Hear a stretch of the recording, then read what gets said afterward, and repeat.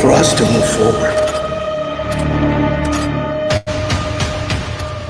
we must first take a step back.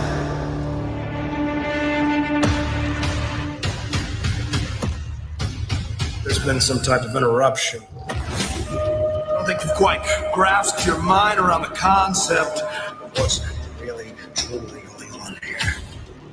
Eric! Titan! The followers of darkness have now seen the light.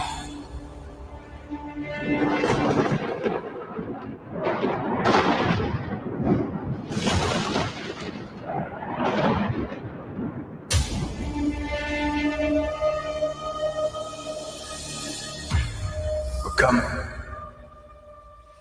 Find me!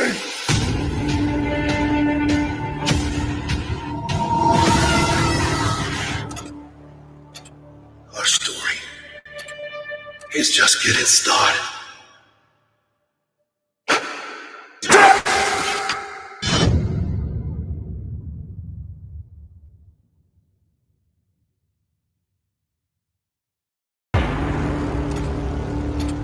In order for us to move forward, we must first take a step back.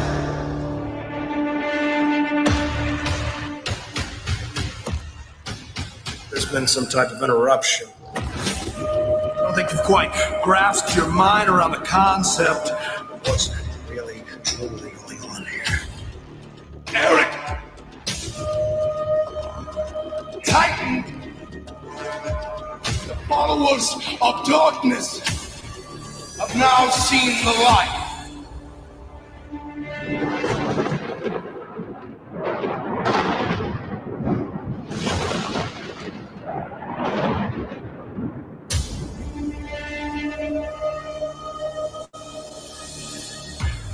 We're coming. Find me!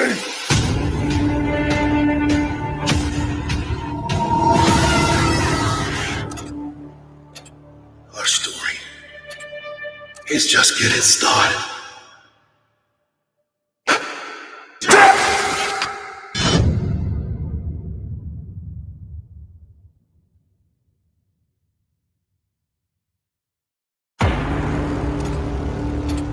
In order for us to move forward, we must first take a step back.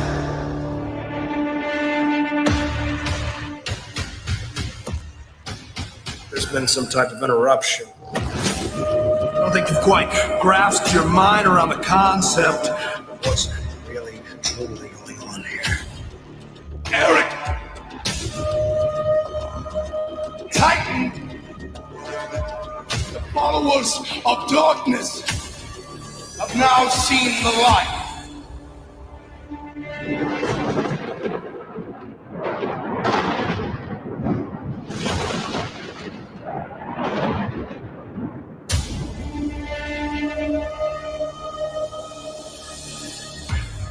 We're coming. Find me!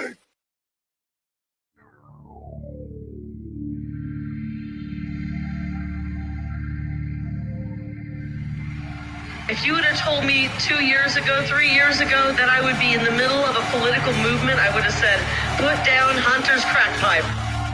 Right now. Right now. I can't afford the groceries.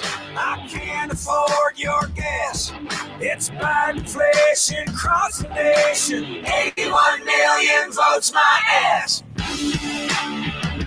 Hey! 81 million votes my ass. You failed to build back better. You middle fingered the middle class. They've pissed off an already pissed off woman. 81 million votes my ass. The crime was committed in broad daylight. We're living on planet crazy. Got a laptop full of China, hookers and blows and crack, and the diary's got Creepy Joe in the shower. 81 million votes my ass. Hey, 81 81 million votes my ass. While Kamala tosses word salads that even cringe the Democrats. Waiting in the wings is a thing called Hillary. 81 million votes my ass. Hey, 81 million votes my ass. And at first I chuckled. I said, oh my gosh, Hillary Clinton is actually talking about me? That's funny. And then I got to thinking, maybe that's not funny. Oh my gosh, help, help. Hey! And I just want you all to know I'm in perfect health. We've recently had our automobile serviced and the tires are good and the brakes are in good order and I am not suicidal. Red and white and blue is broken.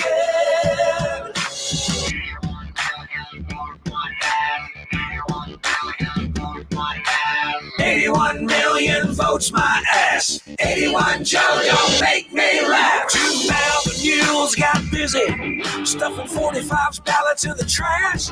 It's despicable what they did, and I will not let these bastards get away with it. 81 million votes my ass.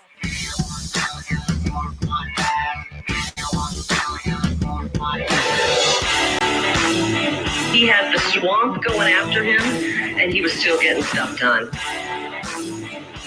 And now we have stumbling, bumbling Joe. I miss the bull in the china shop. Hey, CP, did you see this? Look, if it ain't official Dana J, Prima Donna News, I don't even want to see it. But My shawty, there's more. my love, my More for shawty. you, more for She got the us. ball, she got the chain, she got the wall. Break me up, me up, me up, me up, me up, me up, me up, me up. Me up, me up, me up, up the wall. Me up, break me up.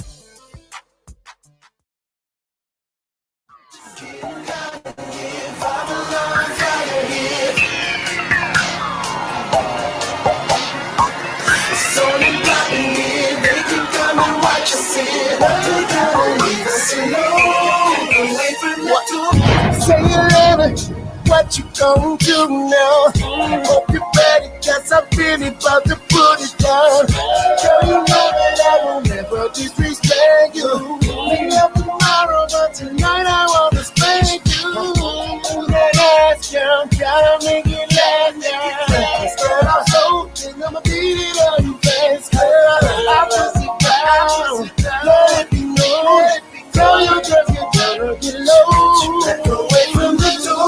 You keep out in here. From the line, flying here. She got me started. Now there ain't no stopping here. It's on and popping here. They keep coming, watch you see it. They gotta leave us alone. Back away from the door. I want it all. Gotta let me get it all.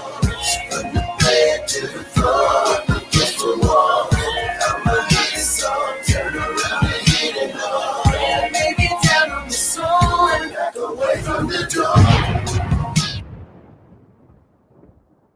In prosecution, this will likely all backfire. In fact, it already is backfiring. Americans are very smart people, and they see what's going on. This is a persecution disguised as a prosecution. I would dismiss it on its face because it fails to state a crime.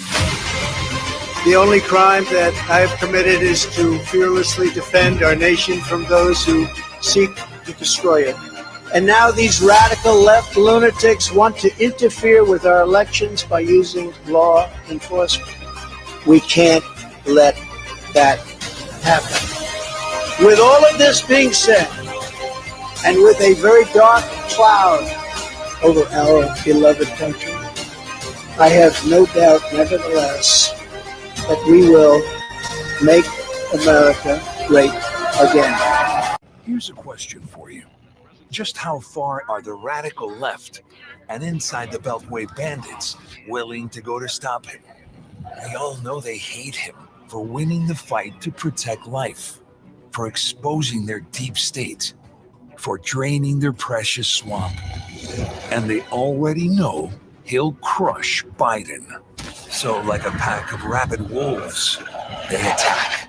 So let's impeach him. Let's get tainted radical left prosecutors to charge him. Let's conspire with Hillary and the FBI with fake stories about him.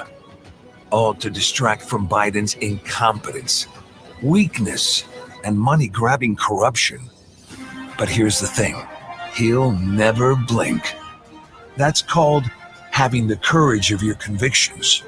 And it's why he's our president.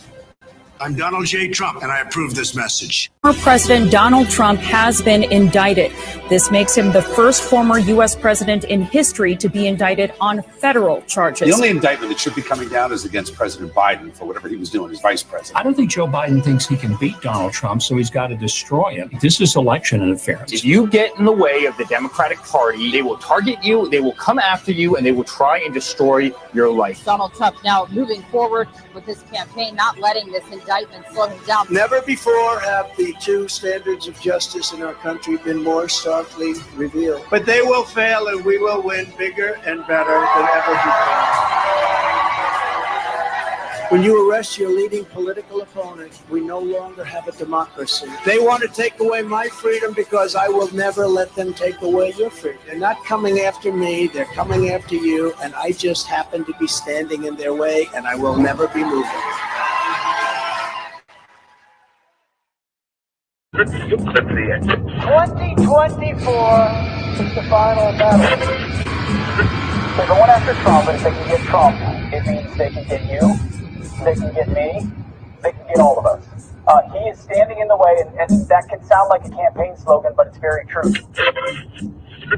Now we're approaching the most important battle of our lives. Now, for the very first time in American history, a sitting president's DOJ has indicted his top political rival ahead of a presidential campaign. When they indicted me for nothing, I said, now the gloves are off. Now we have to say if I'm going to do the truth.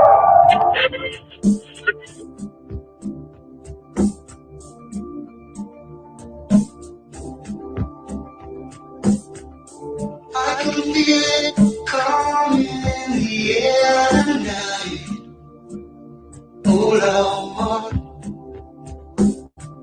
and I've been waiting for this moment for all my life. Oh Lord. Hey, TikTok foodies, Amazon is clear. Can you feel it coming in the air tonight? Now we're approaching the most important battle of our lives. Oh Lord. If you fuck around with us, if you do something bad to us, we are going to do things to you that have never been done before. When you told me you were drowning, I would not lend a hand.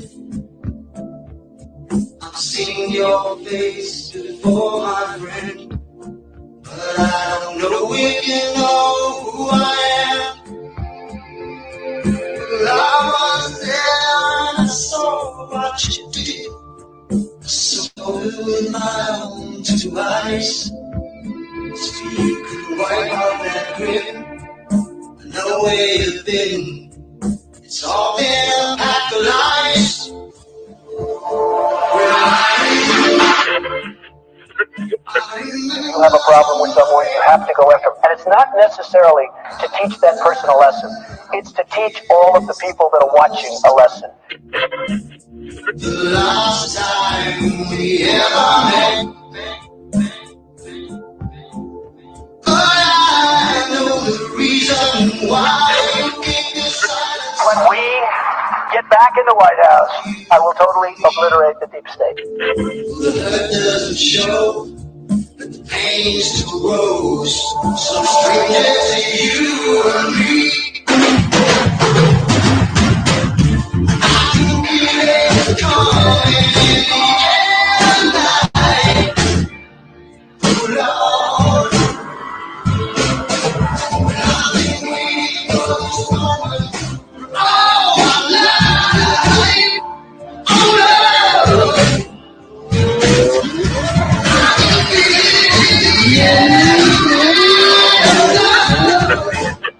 When we get that power, I don't really want to have peace with these people who did this to us and are continuing to do this to us.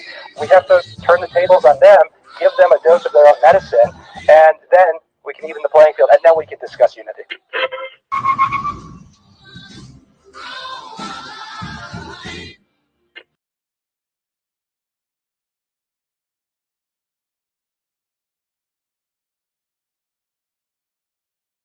And then I got to thinking, maybe that's not funny. Oh my gosh, help, help. And I just want you all to know I'm in perfect health. We've recently had our automobile serviced and the tires are good and the brakes are in good order and I am not suicidal. My red and white and blue is broken.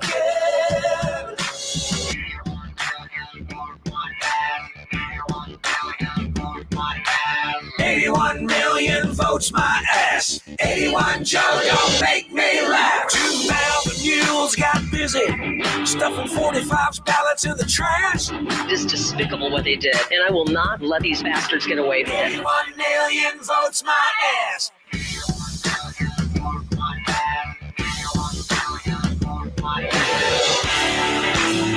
He had the swamp going after him, and he was still getting stuff done. And now we have stumbling, bumbling Joe. I miss the bull in the china shop. Woo! Let's go! I miss the mean tweets.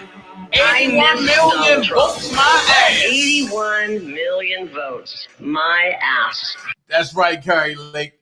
Shout out to everybody that's up here right now. How you doing? I'm on every platform right now.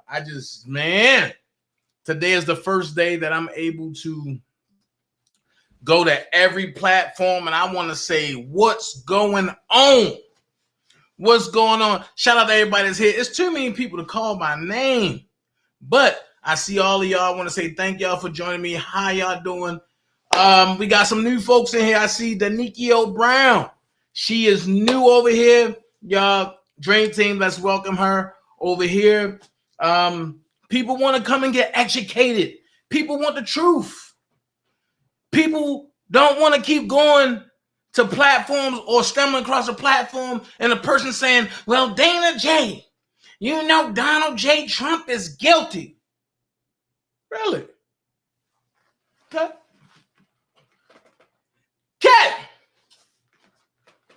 Now, you know I don't play around when it comes to politics. And some people in Dream Team be like, I'm not with this politics stuff. Dana, don't do this. I don't want to do the politics stuff. But guess what? In order to live in this next transition, you got to understand what's going on. Then I understand you got some folks that say, I'm a communist. If you don't sit your goofy ass down, how you a communist and only got $500 in the bank? Shit, you barely scratching the surface of a liberal. But y'all hold on, I'm gonna bust that open too. I'm tired of the bull crap. So I want y'all to know I'm on my main page. I'm not monetized on here, so I might say shit every once in a while. You know what I mean? I might do that. I might say fuck Joe Biden. You know, every once in a while. You know what I mean? But that might come out. That might come out. You know what I mean? That might come out. So I'm like, damn. You know what I mean? That might come out. So I mean, I'm just saying. Don't get mad at me if those words come out. Because I know what y'all going to say. Those are curse words, and you in the church, and you did this. So I'm going to kill that real quick. Show me in the Bible where shit, damn, fuck, kiss, ass, and everything else is a curse word. If it's not in the Bible, shut the hell up. And that's for y'all Bible thumpers. I'm tired.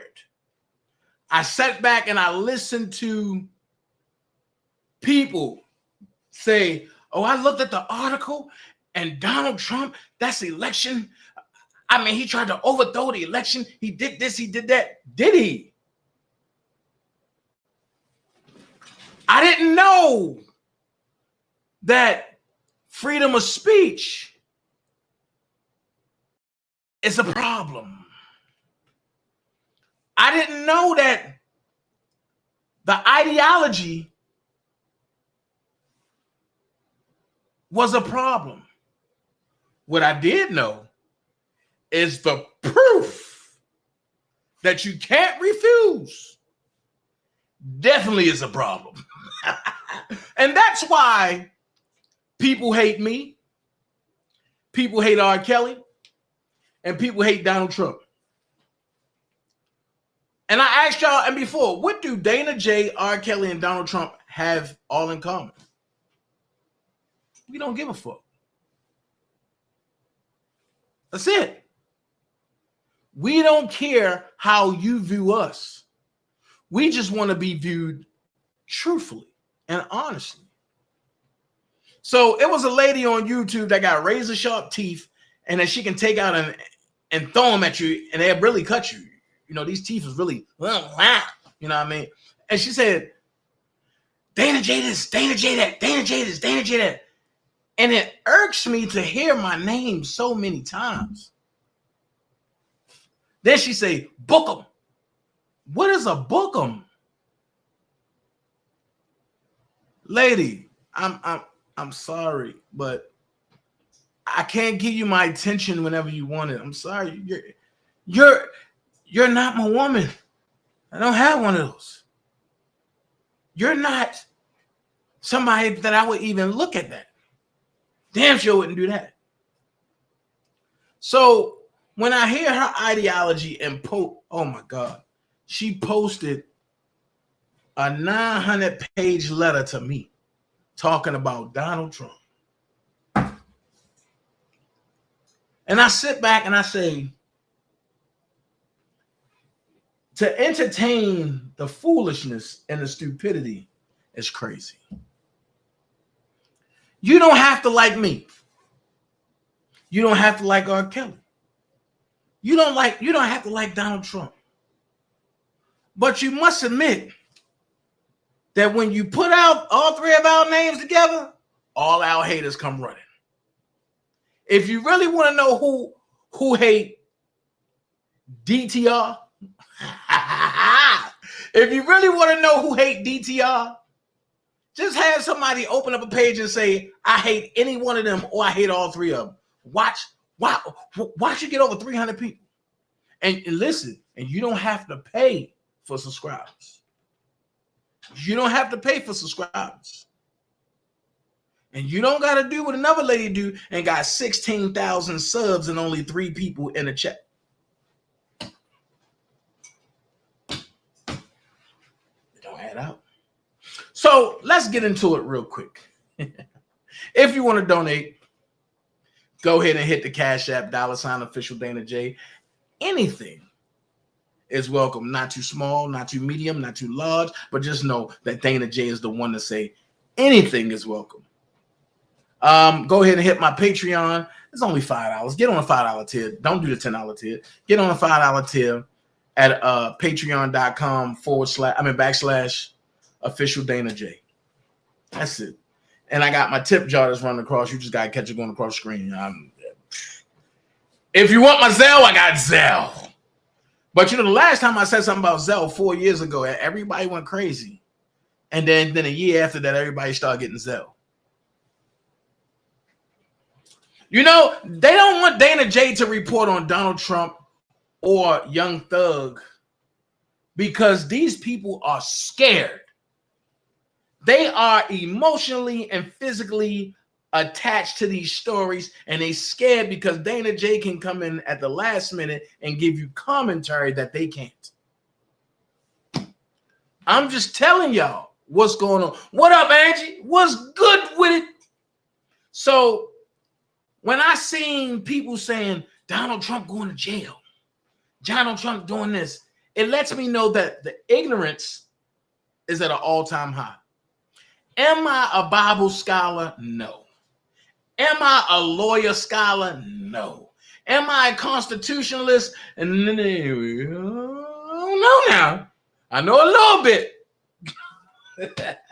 But I'm just letting you know. When you're listening to these folks that don't have no sense of meaning, you can't really pay them no attention. You just got to say, well, the Lord be with them. Now, I'm not breaking Angie's record because I can't do it. But we're gonna be here for a while today. I got some clips to show you. I got some slides to show you, and I even got a movie to show you. Don't forget, if you coming to the rally tomorrow, be peaceful. Because us patriots, we do not do things in ignorance. We do things in decency and in order. We do not disrespect the opposition. When they come, let them speak their mind. And then you take them out of feelings and give them truth. When you do that, they got one or two things to do. When they realize they can't beat you, they're going to want to join you. And when they realize that sometimes joining you might not be the right thing because they're not knowledgeable enough, then they're just going to leave you the hell or what alone. So I'm just giving y'all some tactics on how to use things, even on YouTube. And I'm going to break it down to you. YouTube is not paying content creators the way they once were. They are trying to silence all content creators. So I tell everybody, including you, Angie, go to Rumble. The people that follow you to Rumble are the same core folks that's going to be here on YouTube. You can donate still Cash App on Rumble, and they even have what they call the bag of gold. Whereas that you can hit the bag instead of the Cash App. I mean, instead of the super chat over here, it's called the bag over there. Easy, same way. But it's much easier on that platform. It's much easier and to figure it out. So I tell everybody, man, look, if you about something good and you trying to improve the way of life and not conspiracy theories, because see, when people call me conspiracy theorists, I laugh and I tell them my pronouns are I told you so. Now, I'm gonna ask you one question. What have I said so far in the R. Kelly case that haven't came true? Other than the feds wasn't looking at him. Other than that, what have I said but that didn't come true? It might not have came true in a time frame, but it came true. So I'm telling y'all, get y'all popcorn and stuff together. I got some slides, man. I got 1, 2, 3, 4, 5, 6, 7, 18 slides and a movie. Now, YouTube might try to shut my live down today. If they do, this is what I'm going to do. If they do, right? If they do, because YouTube think they slick, come over to Rumble because my live will still be going. Because that's my Rumble account. I will be posting it to the top of the chat. What up, Jim? Long time no see. What's going on? Crystal Royal, hey, how you been? Miss Linda, Miss Darlene, Deetra, Miss Lady T. Man, I got so many. EJ, Miss Ann, Angie. Look, I ain't gonna Judah J. I ain't gonna call everybody. Look, let's get into it and let's go. All right. It's linked to the top of the chat. So if YouTube want to get slick, then we can get slick. First things first. I always ask this question. Who would you rather have? Miss Lady T, his name was Bookman, not Book. Oh, you talking about off of what's happening? Okay. Hey. But I gotta be fat to do that though, right? To be named that, right? That's what I thought. You know what I mean? I ain't fat. I mean, I'm just not a fat guy. You know what I mean? But they want me to be fat. But that's what happened when you lose weight, and you don't gotta run the Boosie house and put his house on the goddamn internet without him knowing that his house on the internet. But he know now. I'm just saying. He know. Speaking of that, no, but you know now. So I asked everybody, who do you want for a president? Or should I revise that question? Who would you rather have for a president? Would you want Sleepy Joe? Or would you want Donald Trump? And the reason why I asked this question, hold on. Okay. And the reason why I asked this question, okay. And the reason why I asked this question is because the principles are not the same. And some people might don't understand what's really going on. And that's okay.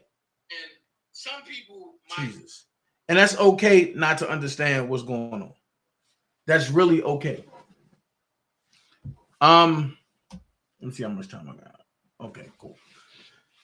It's okay not to understand. Now, this live ain't gonna have the 200, 300 crowd. It ain't gonna have a 100 crowd, I don't think. But when I asked that question, but I asked for a reason, because the principles are not the same. They say this is the land of the free and the home of the brave, right? Let me ask you this. What's free over here in the Corporation of America except for death? Nothing. Nothing. What's free over here in a land of in a Corporation of America except for death? And that's not even free because you still got to pay for that. That's about $16,000. But I came out and told y'all and before, stop paying your taxes. People telling me, oh, I'm going to go to jail. How?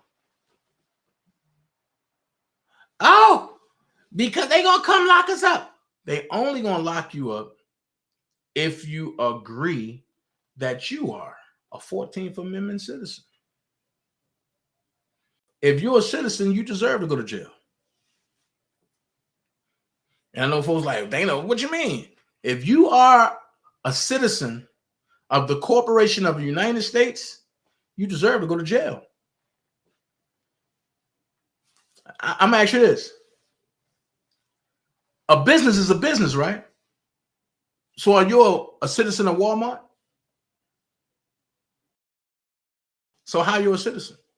Did you swear in for the United States of America? No. But let me show you about your tax money. Let me show you about your tax money. All your tax money is going here. Over 2,700 structures were destroyed in Lahaina, Maui. That's in Hawaii. And I'm going to tell y'all about that. And y'all might hear a little bit. I'm going to touch on a little bit of it, but y'all going to hear some of it. Valued at approximately $5.6 billion, right? Meanwhile, the incompetent president, Joe Biden, with $115 billion sent to Ukraine, offers just $1.9 million, which equals out to $700 per household to Liana. This is deeply insulting. And then he had the nerve to say, we're laser focused on getting aid to survivors, including critical needs assistance, a one-time $700 payment per household, offering relief during an unimaginably difficult time. We have staff on the ground dedicated to helping survivors navigate the registration process. Remember this. You're going to see this again. And remember, he said they have staff on the ground, which means FEMA. That's the only federal program that he can have on the ground. FEMA. So instead of me making y'all wait, right? Let's do it like this. Instead of me making y'all wait. Is that it? No. Instead of me making y'all wait. Here we go.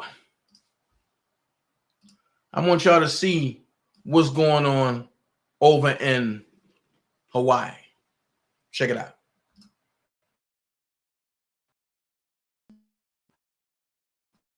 Actually going on in Maui. U.S. Marines engaged and neutralized a FEMA convoy in Maui. And I will add at the end of this video a couple screenshots from the article if you want to pause and read for yourself. The convoy was fleeing fire-stricken Lahaina and would have escaped had it not been for the Marines taking it down. The chase began early Friday morning when Marines and FEMA had a shootout in the Maui Forest Reserve east of Lahaina Beach. According to intelligence reports, the Marines caught FEMA red-handed burying corpses in an earthen grave the feds had excavated with a backhoe. A procession of FEMA agents hauled bodies of men, women, and children out of an M35 Deuce and a half and heaped them on top of each other as federal supervisors stood around smoking cigarettes and drinking coffee. So the Marines dismounted a distance away from the camp and they crept up undetected. The Marines took cover and began firing on the feds, and a dozen of them fell immediately. And then the feds began screaming, saying, "Don't shoot, we give up." So this is obviously a pretty severe situation, and it's not surprising that you're hearing nothing about this on the mainstream media. Of course, we all know how reliable they are. As the FEMA helicopter that had extracted some of the members attempted to flee, the Marines fired 3 grenades from a Mach 19 mounted on a Humvee, and one clipped the rotor, and then another landed in the open doorway, causing the helicopter to explode and crash. So I'm not personally sure how true all of that really is, but this seems to be one of the first documented incidents that proves the motives that FEMA really has. FEMA's not here to help us. They're here to control us. They're here to take our freedoms away.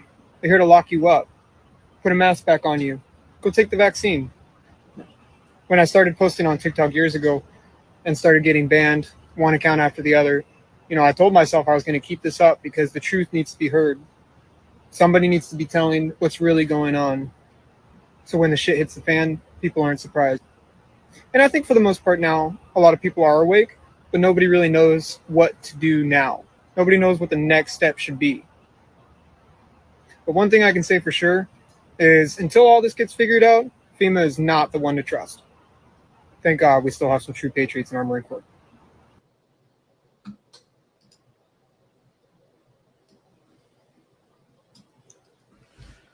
United States Marines on Friday neutralized a FEMA convoy that fled fire-stricken Lahaina. Ain't the same place that Biden want to send $700 a family to? For Halakalili National Park, a 33,000-acre wilderness and home to the state's highest peak, Mount Haleakala. Okay, I don't know how to pronounce it. I sounded out. Haleakala. Okay, from where FEMA might have escaped had the Marines not downed the helicopter sent to rescue the federal and brigands. The chase began early Friday morning when a Marine platoon and FEMA had a shootout in the Maui Forest Reserve east of Lahaina Beach. Responding to intelligence reports, the Marines caught FEMA rear-handed, burying corpse in an earthen grave the feds had excavated with a backhoe. A procession of FEMA agents hauled the bodies of men, women, and children out of an M35 Deuce and a half cargo truck. And hold on, let me see who the author is. I'll tell you if this is credible or not. Michael Baxter, hell yeah, it's credible. That's one of the top authors out there. So here's everything right here. There it was. So he wasn't lying. Wow. He wasn't lying. So with that being said, y'all stay right there.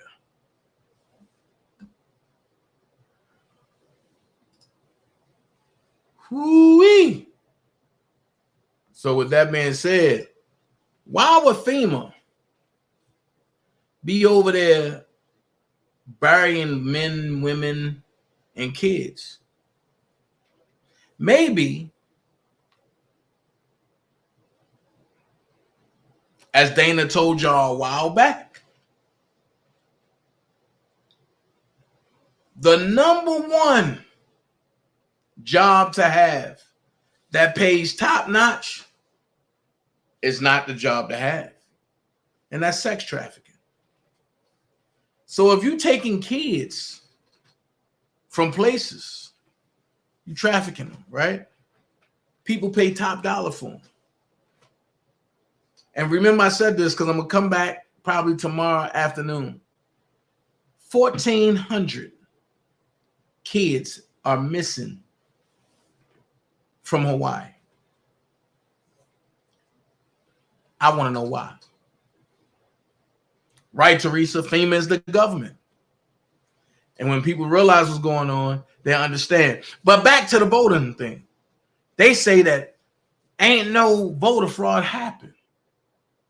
Well, don't listen to George Bush. Don't listen to my guy, Donald Trump. Don't listen to Al Gore. Don't even listen to incompetent Biden. I want you to listen to the, can I say that? I want you to listen to the switch hitter himself, Barack Obama. I want y'all to hear what he got to say. Well, I tell you what, it helps in Ohio that we got Democrats in charge of the machines. But look, I come from Chicago, so I want to be honest. It's not as if it's just Republicans who have monkeyed around with elections in the past. Sometimes Democrats have too. You know, whenever people are in power, they have this tendency to try to, tilt things in their direction. So who's in power right now? It's the Democrats that control the House, right? He said, "What? Nah, man. This is where we're at right now, ladies and gentlemen. That's the real truth about Democrats right there. Obama. What? He really said that? Yes, he did. Take it away, Dan Bongino. Take it away. If you're still married to the old kind of Mitt Romney, John McCain, George H.W. Bush style of politics, where if we're nice to the other side and we play cutesy time, eventually they'll realize the Republicans really care about them and all that stuff. They don't want to realize that. We do really care about people. They don't care about us. That's the problem. The problem isn't that we don't care about other people. It's that they don't care about us. Remember this. There is no limit to their behavior. We believe in God-given rights. We're not a threat to them because we don't want to take away their civil liberties. They want to take away ours.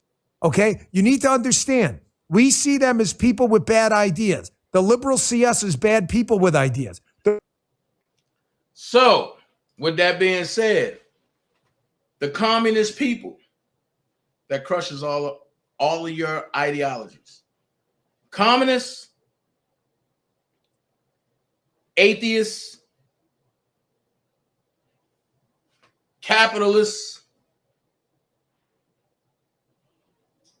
the fake Jews, y'all all one and the same.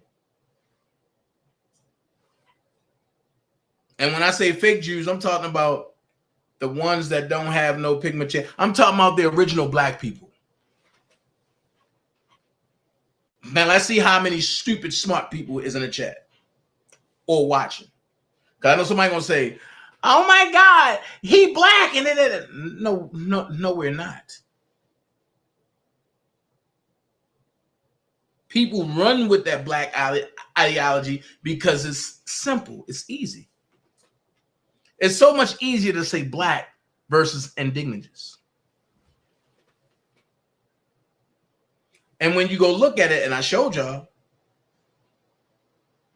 the so-called white people were called black. Why? because they had no pigmentation. And black meant without color and without substance. That's why they were called the black people. But then when certain people got in office, they said, oh no, they the black folks. Look at them. They dark, so they black. Understand who you are. And stop allowing these dummies to call you something that you're not. And stop answering to it. Stop answering to it. I said I'm going to go ahead and find that. Matter of fact, I said I'm going to go ahead and find it again where it's in documentation of who's black. Because the ones we call white, they ain't even white. They were the black people. We were the indigenous folks. See how it gets switched around? And when the Indians take their stand, everybody say, oh, they the Indians. No, they indigenous. When the Mexicans take their stand, oh no, they the Mexicans. No, they indigenous. And you have to realize that us, if you was born on Turtle Island, 9 times out of 10, your family tree goes back to Indian heritage, not African. That's why Africans are mad at the folks that's born over here, because they know the truth. Y'all being brainwashed. You're African American. Impossible. Not unless your daddy was African and your mama was American and he had sex and made you. But 9 times out of 10, that's impossible.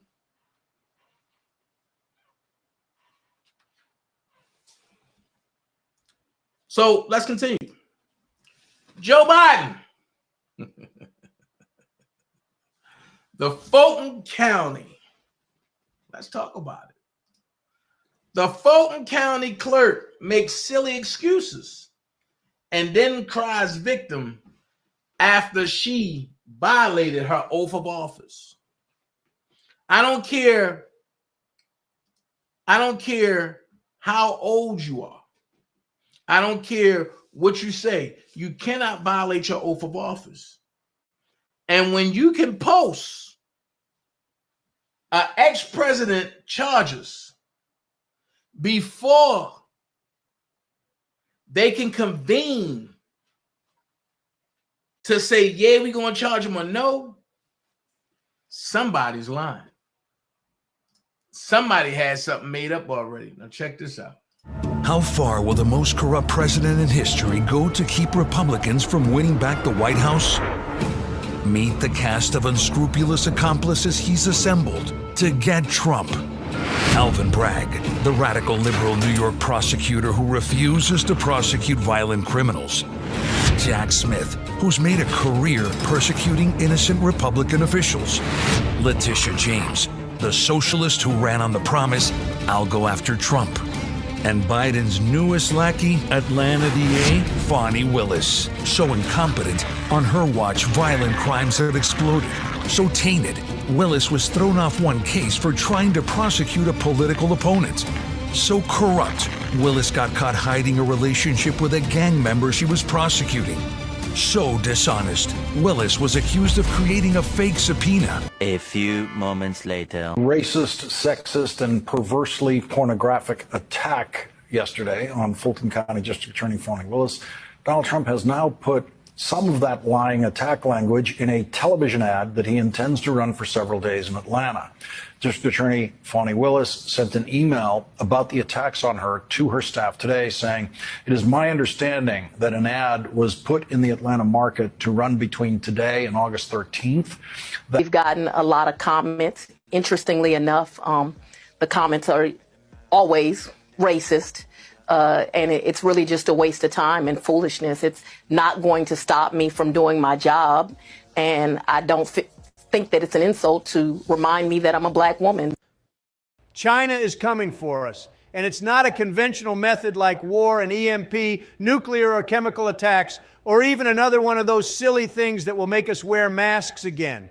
According to war hero, White House insider, and Purple Heart recipient Teddy Daniels, this attack is a new kind of warfare that could starve America into submission. And Mr. Daniels has just released an emergency documentary that not only proves America is on the cusp of the greatest food shortage in recorded history, but reveals rock-solid evidence that this...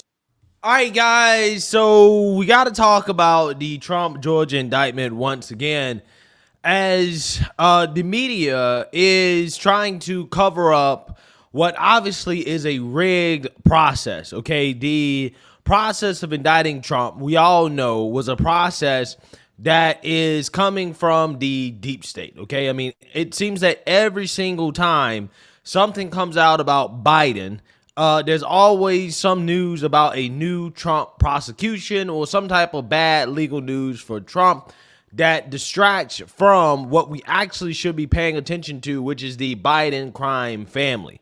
This week, and on the same day that another big story was breaking about the Hunter Biden probe, raising quite a few eyebrows about the timing of all of this. So let's break down the timeline of Trump's indictments versus the key developments in the Hunter saga. So let's start in New York City this March. Look at this: Biden family and the laptop revelations versus Trump's indictments. So this is the first indictment. March 16th, the House Oversight Committee reveals that Biden family payments from this Chinese energy company. Well, look at this. 2 days later, Trump says he's going to be indicted in New York. He wrote that on social media. Then April 4th, the Manhattan DA, Alvin Bragg, indicts Trump in that hush money case. This is right after we find out about all this money from the energy company. Okay, so that is New York City. Let's go to Florida. This is in June. The bribery allegations and the plea deals versus Trump's second indictment. So these are the classified documents, Mar-a-Lago stuff. So on June 7th, the FBI releases the documents alleging that the Bidens took the $10 million bribe from Burisma. Remember, the owner of Burisma caught in the coffee shop saying $5 million for one Biden, $5 million for another. Then the very next day, look at this, Jack Smith indicts Trump in the Mar-a-Lago document case.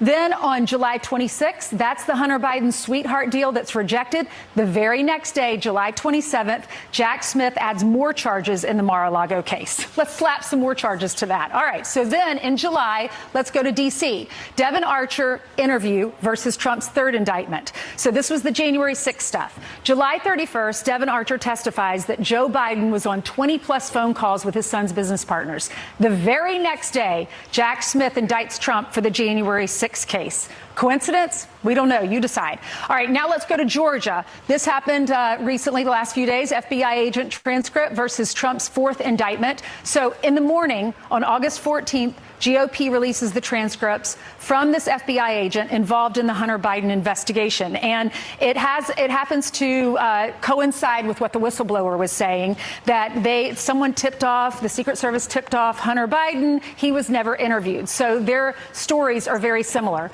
So then on August 14th, that same day, later in the afternoon or that night and that evening, Fulton County DA Fonnie Willis charges Trump and 18 others in the Georgia 2020 election probe.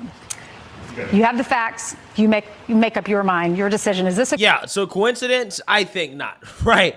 I think that this process clearly is rigged on multiple levels, okay? And they're trying to essentially drive the media news cycle to always focus on Trump and to never focus on Biden.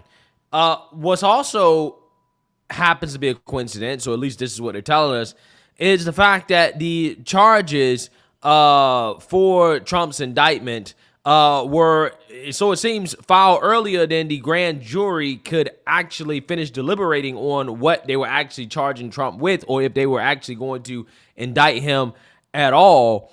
And there's been a lot of scrutiny in regards to how in the world does that happen, okay? How do you accidentally post a document to the Fulton County website in which you are basically stating that, hey, these are the charges that Trump is going to be charged with, without the grand jury finishing deliberating on exactly what charges they're going to bring against Trump, if any, which, you know, again, in my opinion, is more evidence of a rigged process.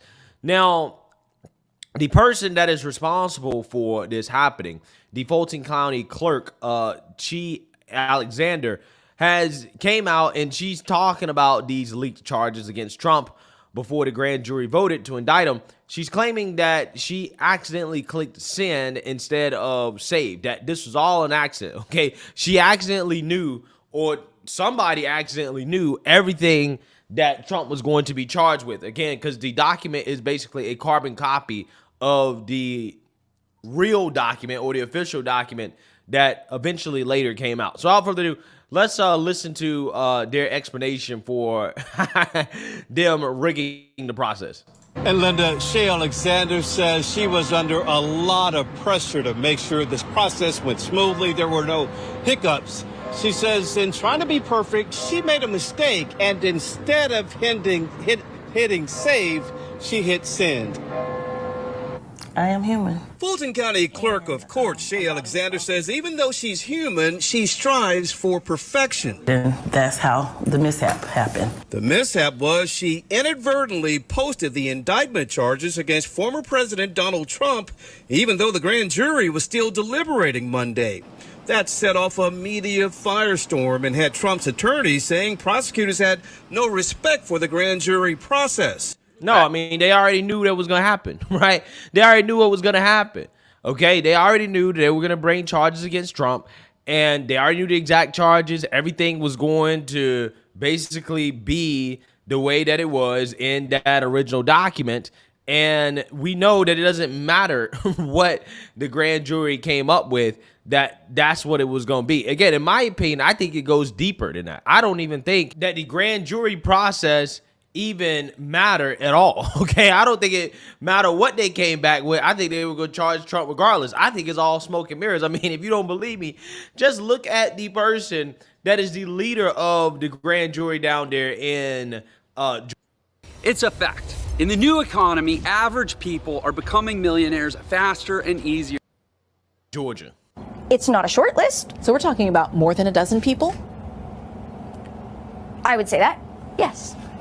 Are these recognizable names, names that people would know? There are certainly names that you would recognize, yes. She would not say whether that includes the former president, but did say this. I don't think that there are any giant plot twists coming. I don't think that there are any, giant... That's not the way I expected this to go at all. I don't think that's in store for anyone. The group wrote a 9-page report, only part of which has been made public. Now the DA must decide who, if anyone, should be indicted. Yeah. So again, when that interview came out, I think everybody should have expected for this to go the way it's going, okay? Clearly, they had NPCs that were a part of that grand jury. So that's why they went ahead and already had a document furnished. It was all good. It didn't matter what they said. They already knew what was going to be said. They already knew the charges. They already knew all that stuff. Okay, and this person published it prematurely because, again, the whole process was rigged. It was a sham from the very, very beginning, okay? Everybody knows that. And they're trying to save face and say, oh, it was a mistake and blah, blah, blah. It wasn't a mistake. If it was a mistake, you should be fired, right? You should be fired, okay? There are people who make mistakes like that on their jobs, like big mistakes like that, and they're fired, okay? Maybe you should be fired. Alexander said this had nothing to do with the DA's office, and there was nothing sinister about the mistake she made. I have no dog in the fight. She says in an effort to handle the indictment perfectly, she messed up. Oh, I'm a perfectionist. I'm trying to be a perfectionist. Yeah, and she also said, I have no dog in this fight. Okay, statistically speaking, let's keep it 100. She's a black woman out in Atlanta, Georgia, right? What is the chance that she voted for Joe Biden, okay, and that she is a anti-Trumper? She has severe Trump derangement syndrome. What is the chances that she has that, right? It's like 95+%, okay, 95%. Okay, so when you say you have no dog in this fight, I'm not buying that at all. Did a work sample in the system, and when I hit save, it went to the press queue. Some news reporters saw it before it was deleted. Alexander says what they saw was unofficial. It wasn't an official document. It wasn't official charges. It was the dry run. It was a work sample. Even though it had a case number, Alexander says it didn't have a stamp and other markings that would have made it official. I asked her why did she release a statement calling the document fictitious. That was the best word I could come up with. It was fictitious. It wasn't real. It didn't have a stamp on it. No, it was real, right? It just, again, didn't have the stamp on it to make it official. But it was, fictitious is not the word I would use in a situation like that. Consider how allegedly it's a carbon copy of the actual official document. And so it ain't fictitious. It's real.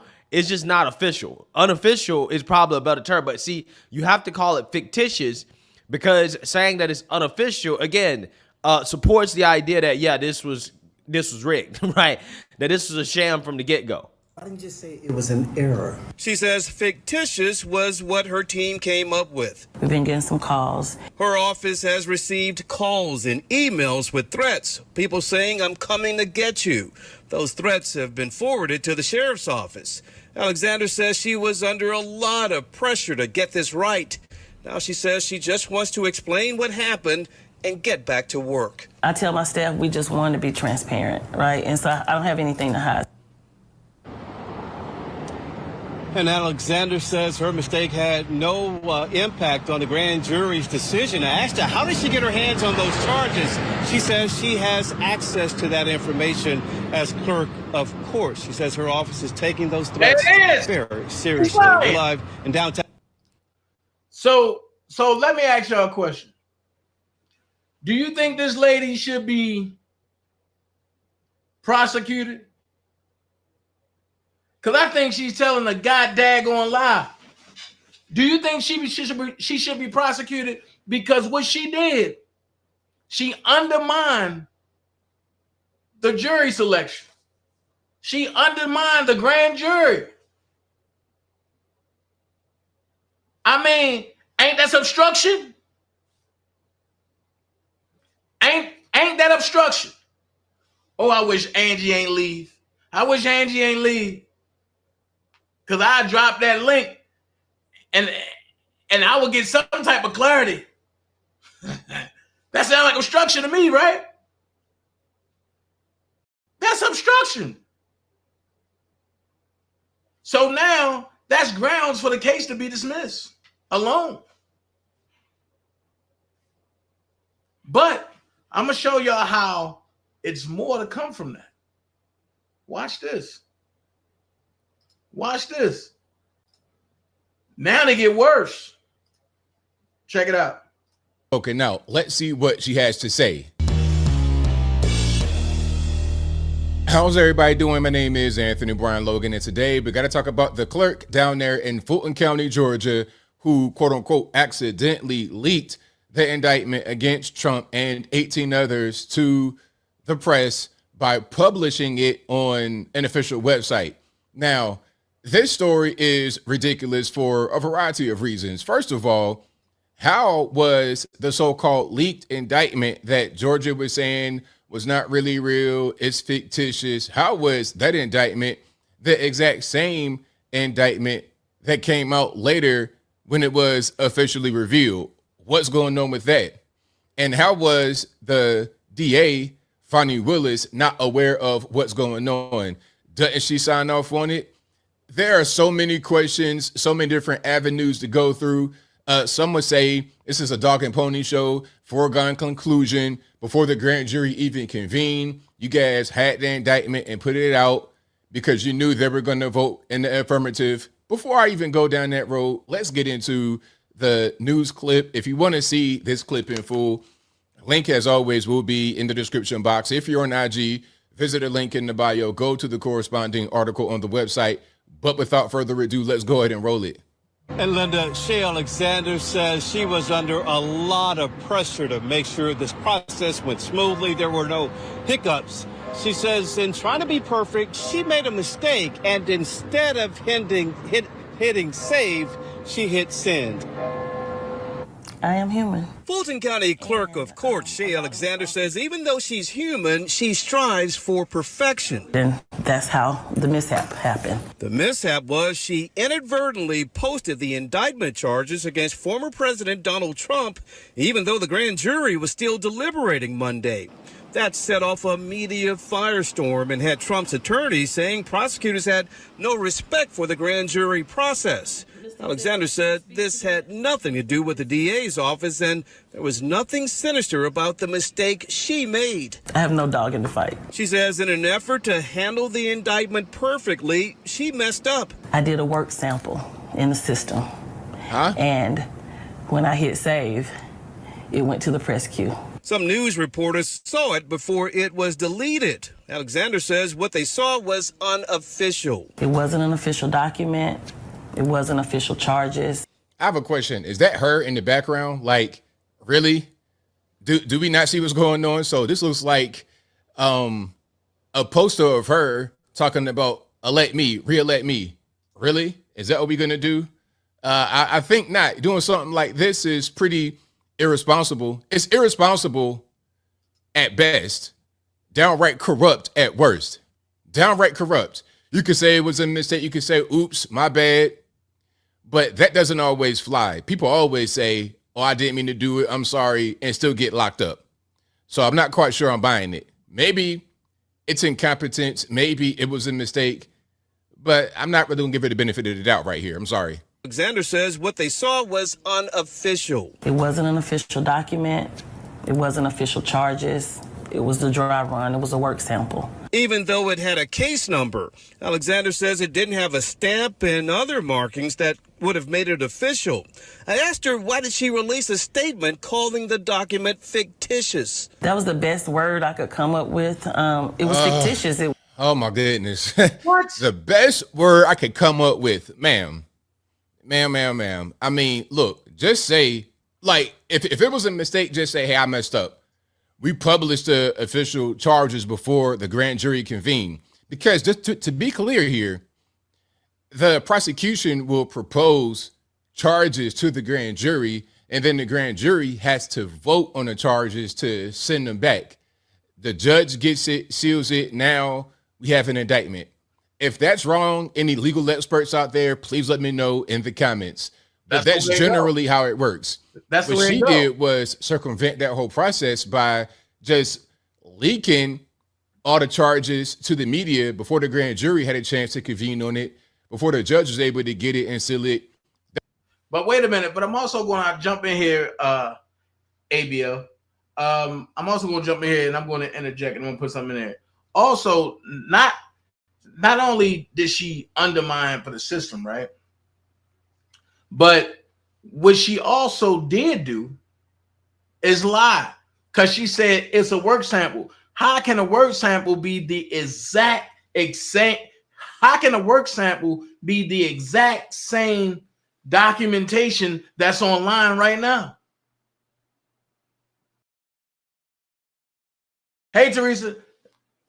I mean, it's the same exact sample that's online right now, but the only difference is it didn't have no signatures. Well, the one that's online now, it don't even have a timestamp. Let's be real. Go ahead, take it away, ABL. The whole process was circumvented. All you gotta do is say, oops, if that's truly what happened. Fictitious is just a bold-faced lie. It wasn't real. It didn't have a stamp on it. Why didn't you just say it was an error? She says fictitious was what her team came up with. We've been getting... Wait, she said not real, didn't have a stamp, right? It was an error. She says fictitious was what her team came up with. We've been getting some calls. Her office has received calls and emails. Fictitious is just a bold-faced lie. It wasn't real. It didn't have a stamp on it. Why didn't you just say it was an error? She says fictitious was what her team came up with. We've been getting some calls. Her office has received calls and emails with threats. People saying, I'm coming to get you. I'm not saying that's okay, but you got to understand what you're talking about. You're talking about indicting the former president. Some historic type stuff. You cannot make these so-called mistakes if, in fact, it was a mistake. Those threats have been forwarded to the sheriff's office. Alexander says she was under a lot of pressure to get this right.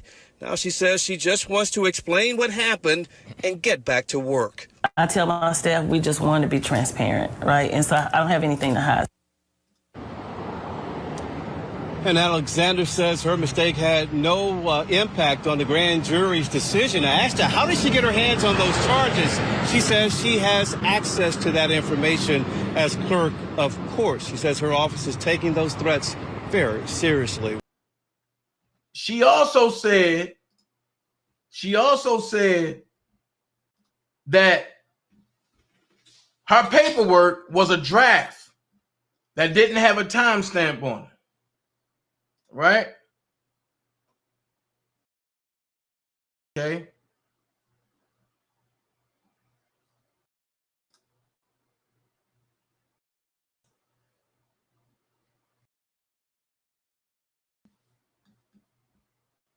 I just want y'all to know what I'm doing.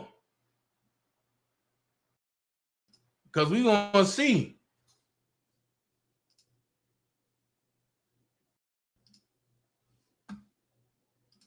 One thing I don't do is play games over here. Where's the timestamp? Where's the timestamp? It's the same document.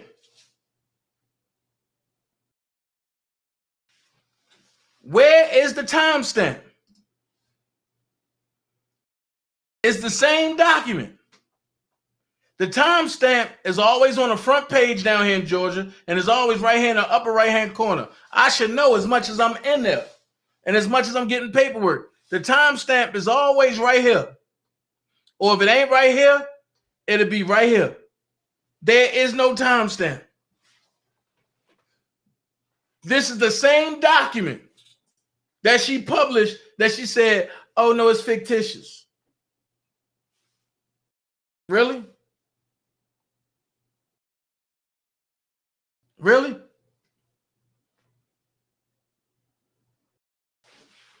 Had a clerk number and everything on it. Really? This is why I say what I say. And when people be like, oh no, Donald Trump is such a bad guy. Listen, if Donald Trump was such a bad guy, right? If R. Kelly is such a bad guy, right? If DanaJay is such a bad guy, why do they got to go through the lengths that they go to prove their point? Just put the truth out there. The truth gonna stand on its own. For 4 years, they haven't put the truth out about R. Kelly. For 5 years, they haven't put the truth about R. Kelly. For 5 years, they haven't put the truth about DanaJay.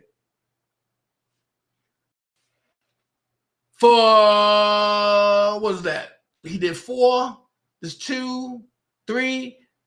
So for 7 years, but they haven't put the truth out about Donald Trump. And we about to get into it. Check this out. Fannie Willis, you ain't out the hook. Let's go. Fannie Willis, the biggest Fannie in Georgia, botches the indictment of Donald Trump. Now, this has been something she's been working on for a long time, so we were expecting precision. We wanted accuracy. We wanted a timetable. We wanted this to go off without a hitch, but it did, because Big Fannie kind of screwed the whole thing up. It started off with a leaked document, or what they called a fictitious document, that had Donald Trump's charges articulated on the internet before he was even charged, before the grand jury had even finished voting. There go the pre-charge sheet right here. Here's the pre-charge sheet right here. Shout out to Robert Gobert, Esquire.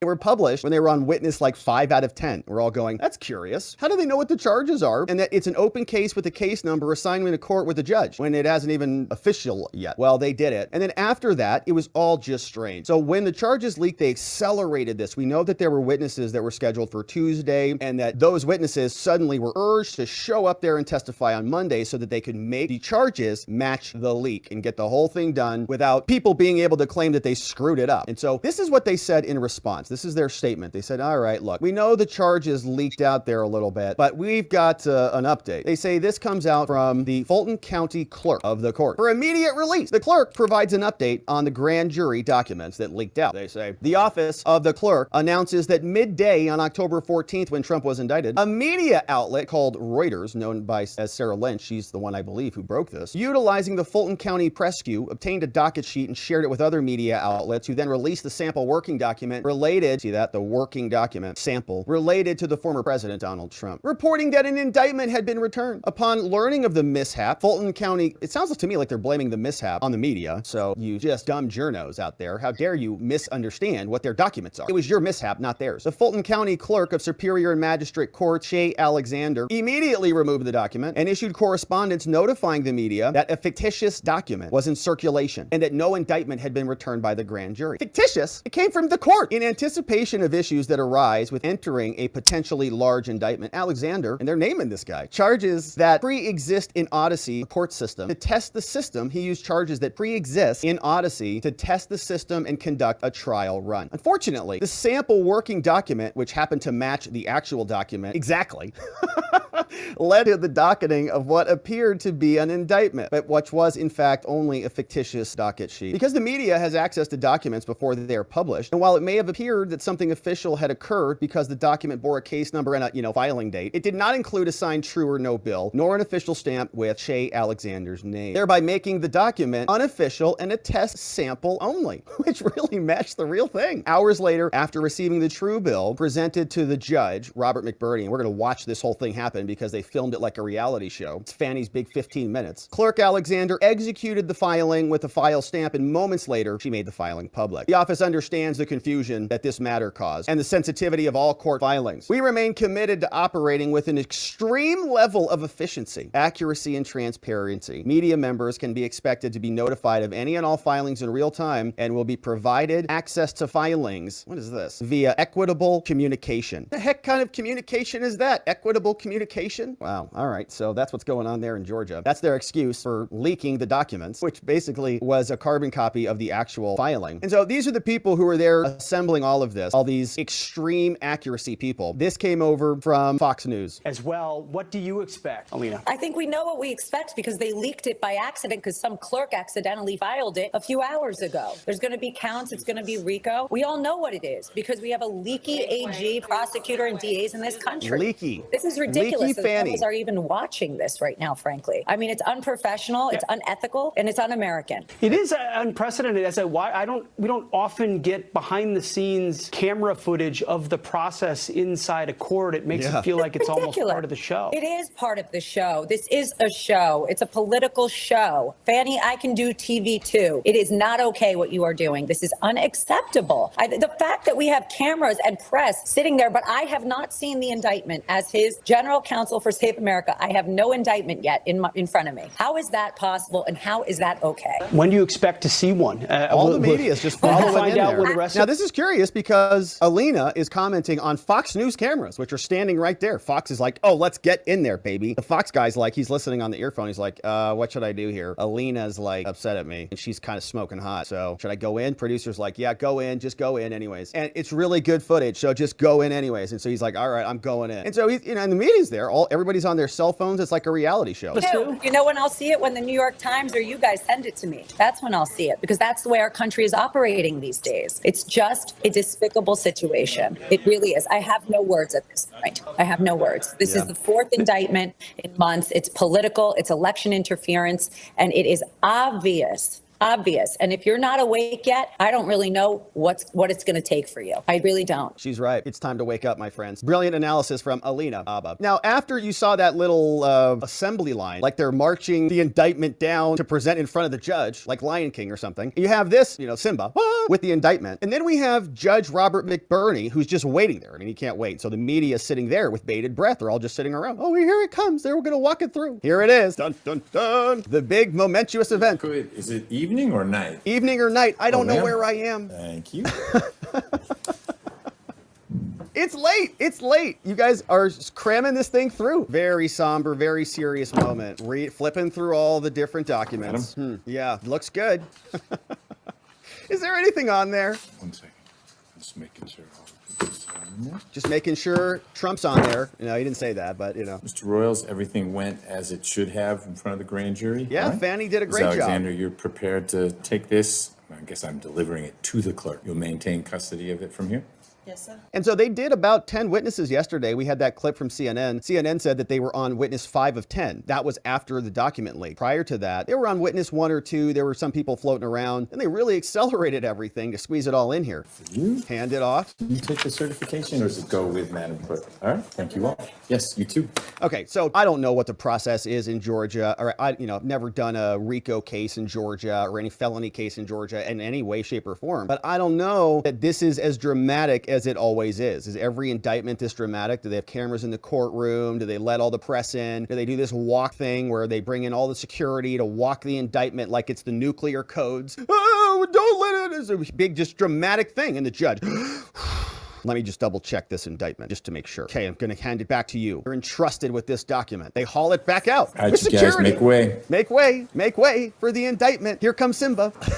Okay, so that's the big ordeal. All right, it's signed off and into law. And so the whole thing now drops, and then Big Fanny comes out, and she, of course, is going to really milk the 15 minutes, and she is doing it here. Now, we're going to fast forward through this. She's going to read a bunch of garbage, and then we're going to jump into the questions that she gets. She doesn't take many of them because she's so sleepy, and then she's got to go home. Thank you for joining us. I'm here with the prosecutors and investigators who have worked diligently on the investigation of criminal attempt to interfere in the administration of Georgia's 2020 presidential election. Today, based on information developed by that investigation, a Fulton County grand jury returned a true bill of indictment, charging 19 individuals with violations of Georgia law arising from a criminal conspiracy to overturn the results of the 2020 presidential election in this state. Bold claim. We're going to read the indictment. The indictment includes 41 felony counts and is 97 pages long. Please remember that everyone charged in this bill of indictment is presumed innocent. Right.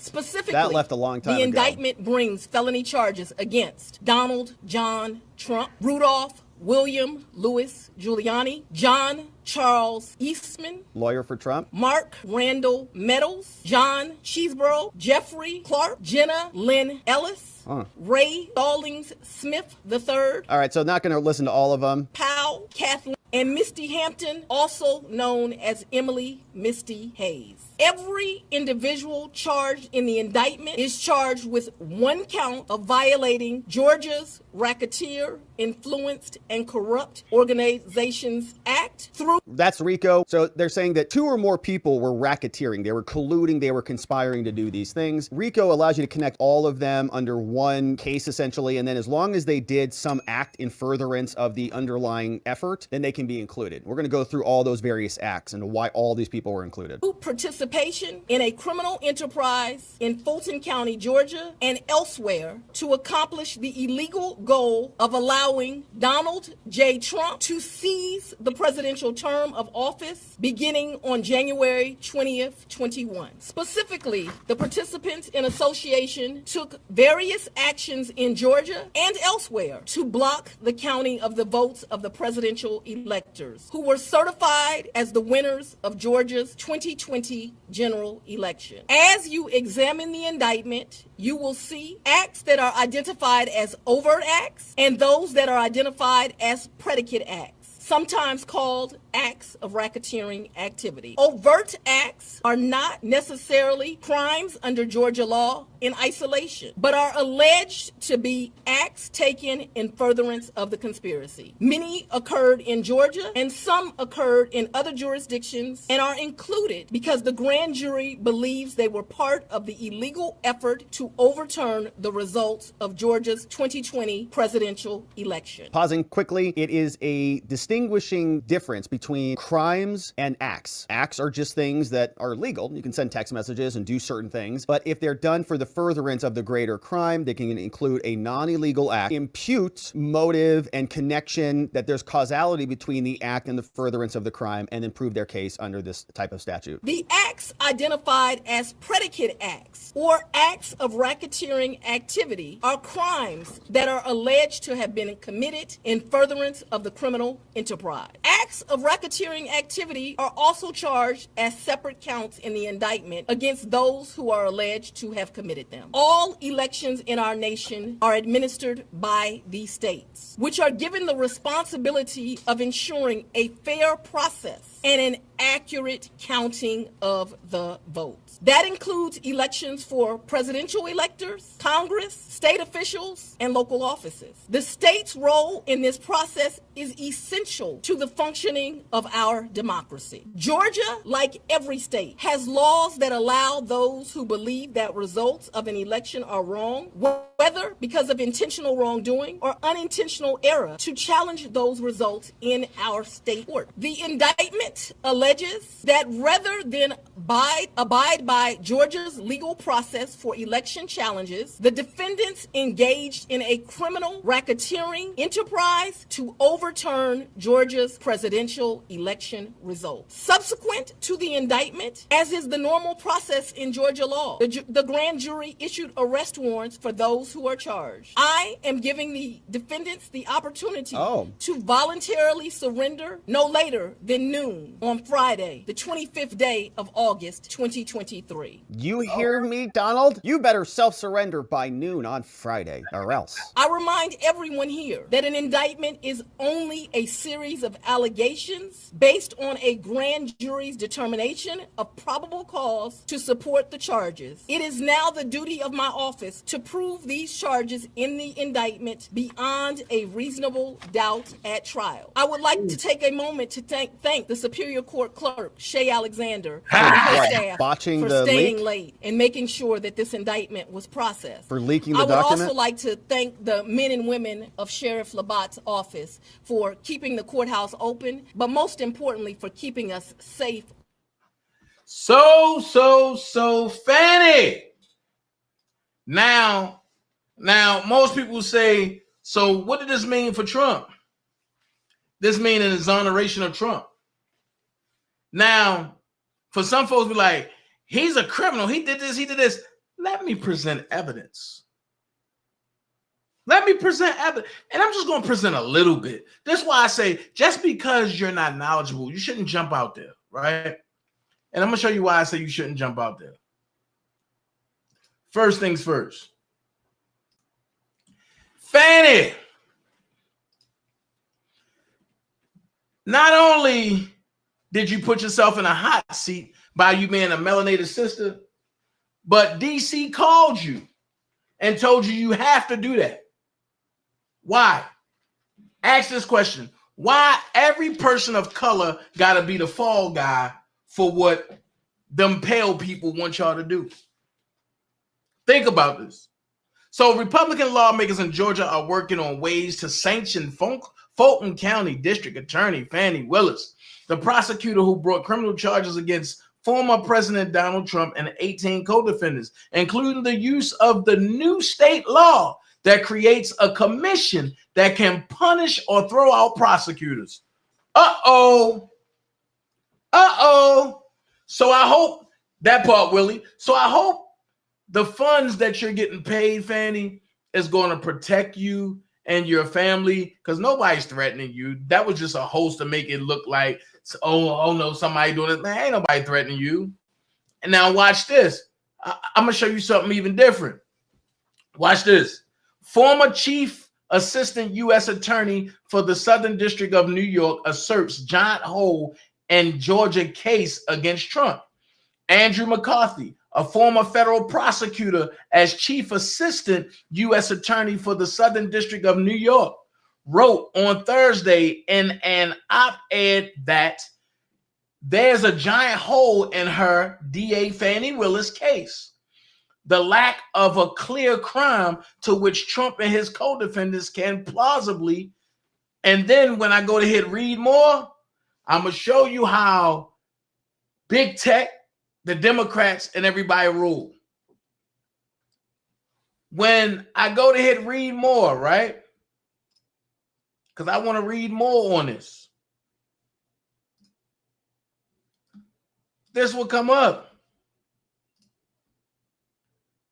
This is what come up. They censored what he had to say. But trust me, somebody got it. Somebody got it. Trust me, somebody got it. And I get it and I come back. And I read it. However, What a lot of them are blatant on is this right here. You can't play the Constitution against itself. So on Section 3, disqualification from holding office. No person, look, there you go. No person shall be a senator or representative in Congress or elector of president and vice president or hold any office, civil or military, under the United States. Watch this. Under the United States. Y'all see the way the United States is written? It's written in its proper noun, right? So what did that mean, Dana? Then it says, or under any state who having previously taken an oath. Golly, like,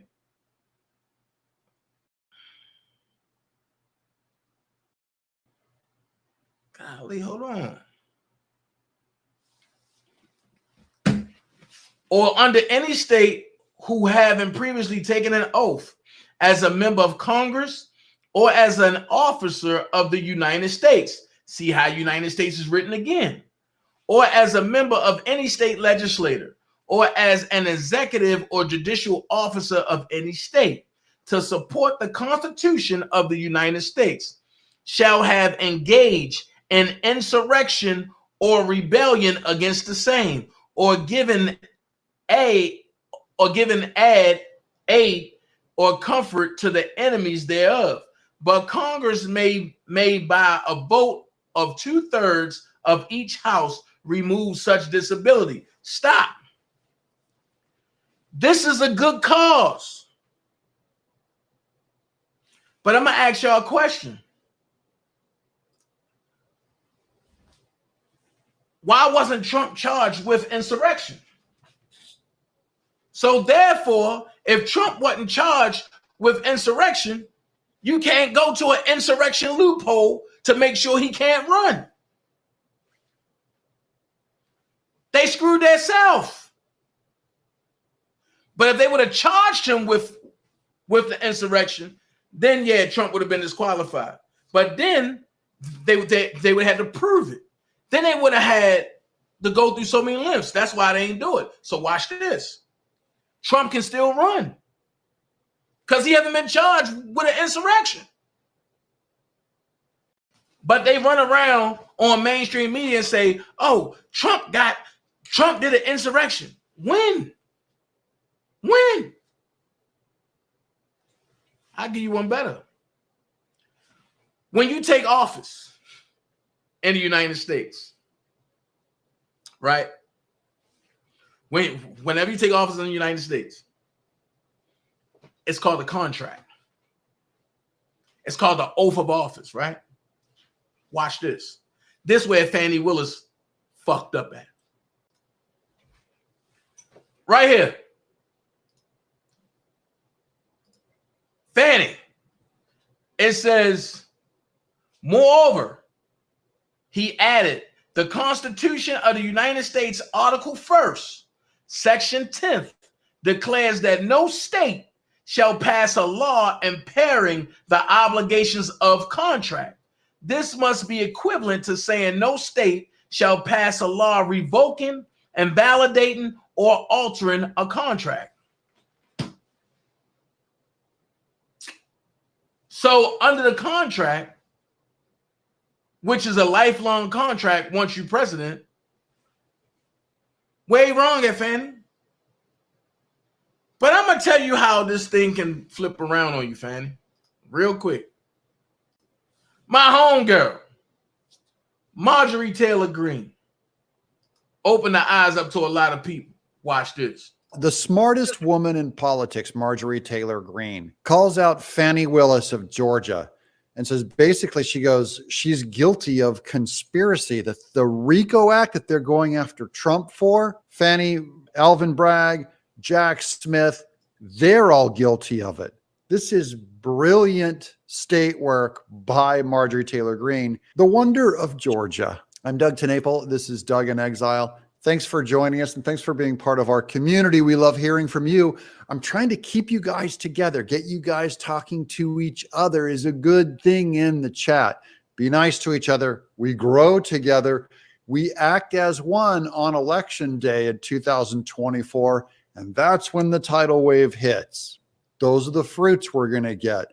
But let's watch Marjorie Taylor Greene on Newsmax. Many of the racketeering acts occurring well outside Fani Willis's jurisdiction, also criminalizing things like this one. This was Act 100 in the racketeering, saying that Donald John Trump caused to be tweeted from his Twitter account, hearings from Atlanta on the Georgia election overturned now being broadcast. Check it out, OAN, Newsmax, and many more. Effectively trying to make it illegal to tell people to turn on the television and to watch a hearing. In case you haven't heard, this is one of the indictments against Trump. This is one of the things they're trying to put him behind prison for, is for telling his followers to watch TV, watch him on TV. That's now becoming illegal. That's becoming a conspiracy, according to the state of Georgia. This is ridiculous. Fani Willis, or whatever they call her, she is a clown, a clownish communist. Watch this. That's right, Rob. It's outrageous. And I actually think that Fani Willis and Democrats nationally, from the federal level at the Department of Justice, Merrick Garland, Jack Smith, Fani Willis, Alvin Bragg, I think they're all guilty of the exact RICO, racketeering, and conspiracy charges that they are actually charging President Trump with, because this is a conspiracy to stop President Trump from winning the 2024 election and to silence his speech and ultimately actually destroy free speech altogether. It's straight up communism, and people everywhere are completely outraged. It is something that the DAs all seem to share an ideology here politically. I mean, you've got Willis's family was made up of Marxist Black Panthers. You've got Alvin Bragg, obviously, buys into the same kind of ideology. Okay, of course these George Soros appointments are tied to the Black Panthers, communist radical groups. They don't have interest in the rule of law. This is a conspiracy to take out Trump, of course. That's why there's no other explanation for the timing.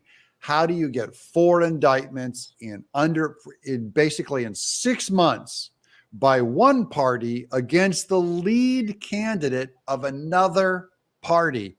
That's a conspiracy. That's the dirty work of how these people work. And that's what RICO is supposed to stop. Ironic.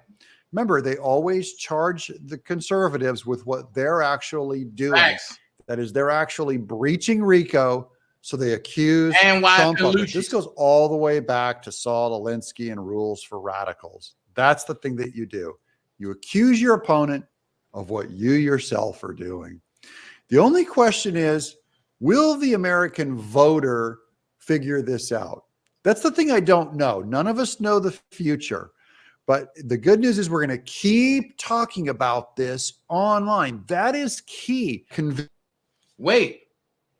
So Fani Willis, you saying that the election wasn't stolen? You saying the election was a fair election, right? Well, let me let you hear your buddy tell you what it was. We have put together, I think, the most extensive and inclusive voter fraud organization in the history of American politics. What's up, guys? It's your boy, Benny. Oh, wait, voter fraud is actually real and Joe Biden might... Extensive and inclusive voter fraud organization in the history of American politics. What's up, guys? It's your boy, Benny. Oh, wait, we have put together, I think, the most extensive and inclusive voter fraud organization in the history of American politics. What's up, guys? The regime is crumbling down. But let's stick to the facts here, shall we? The cases of election fraud are voluminous and numerous.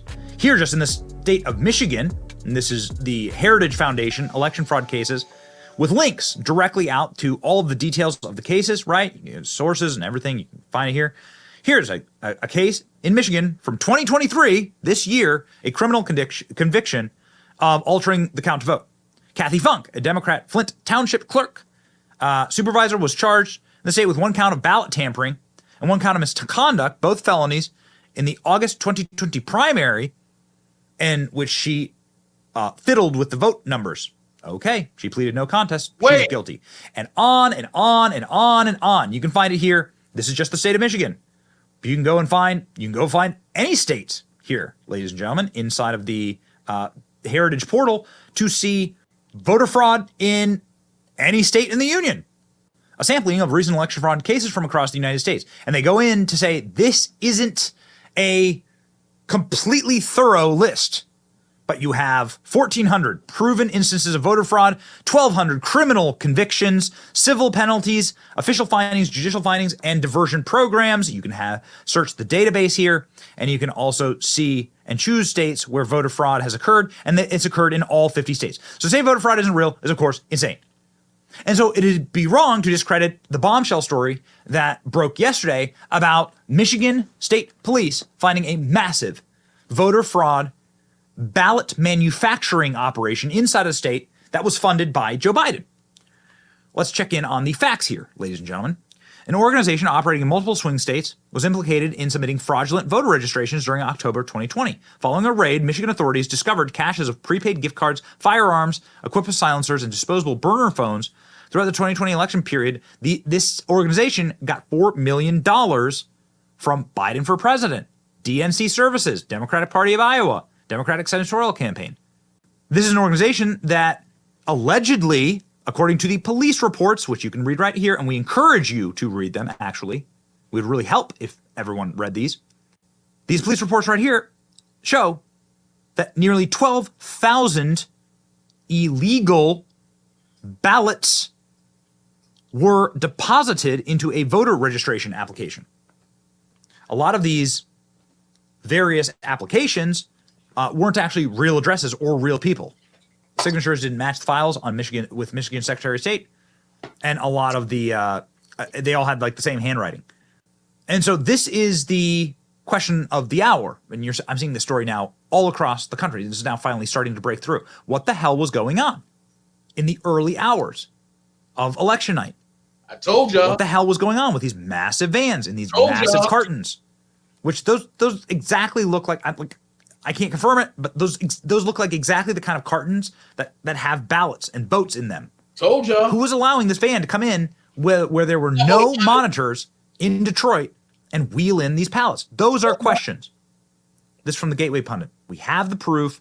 2020 voter fraud in Michigan, including an estimate of 800,000 ballot applications sent to non-qualified voters. Yeah. Now, this is from the Secretary of State. Okay, you can go through the article.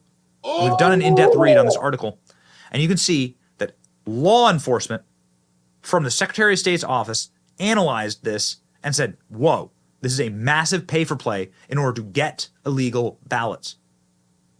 They have the evidence. It is all put down here. You can also, of course, and we'll be happy to show you, you can also go ahead and look through the Michigan Department of State Police reports for yourself. So there wasn't no voter fraud, Fannie Willis? Is that what you out there telling the people? Is that what you out there lying about, Fannie? That there was no election fraud? But then you talking about Georgia ain't had none, right? Okay, all right. So this right here.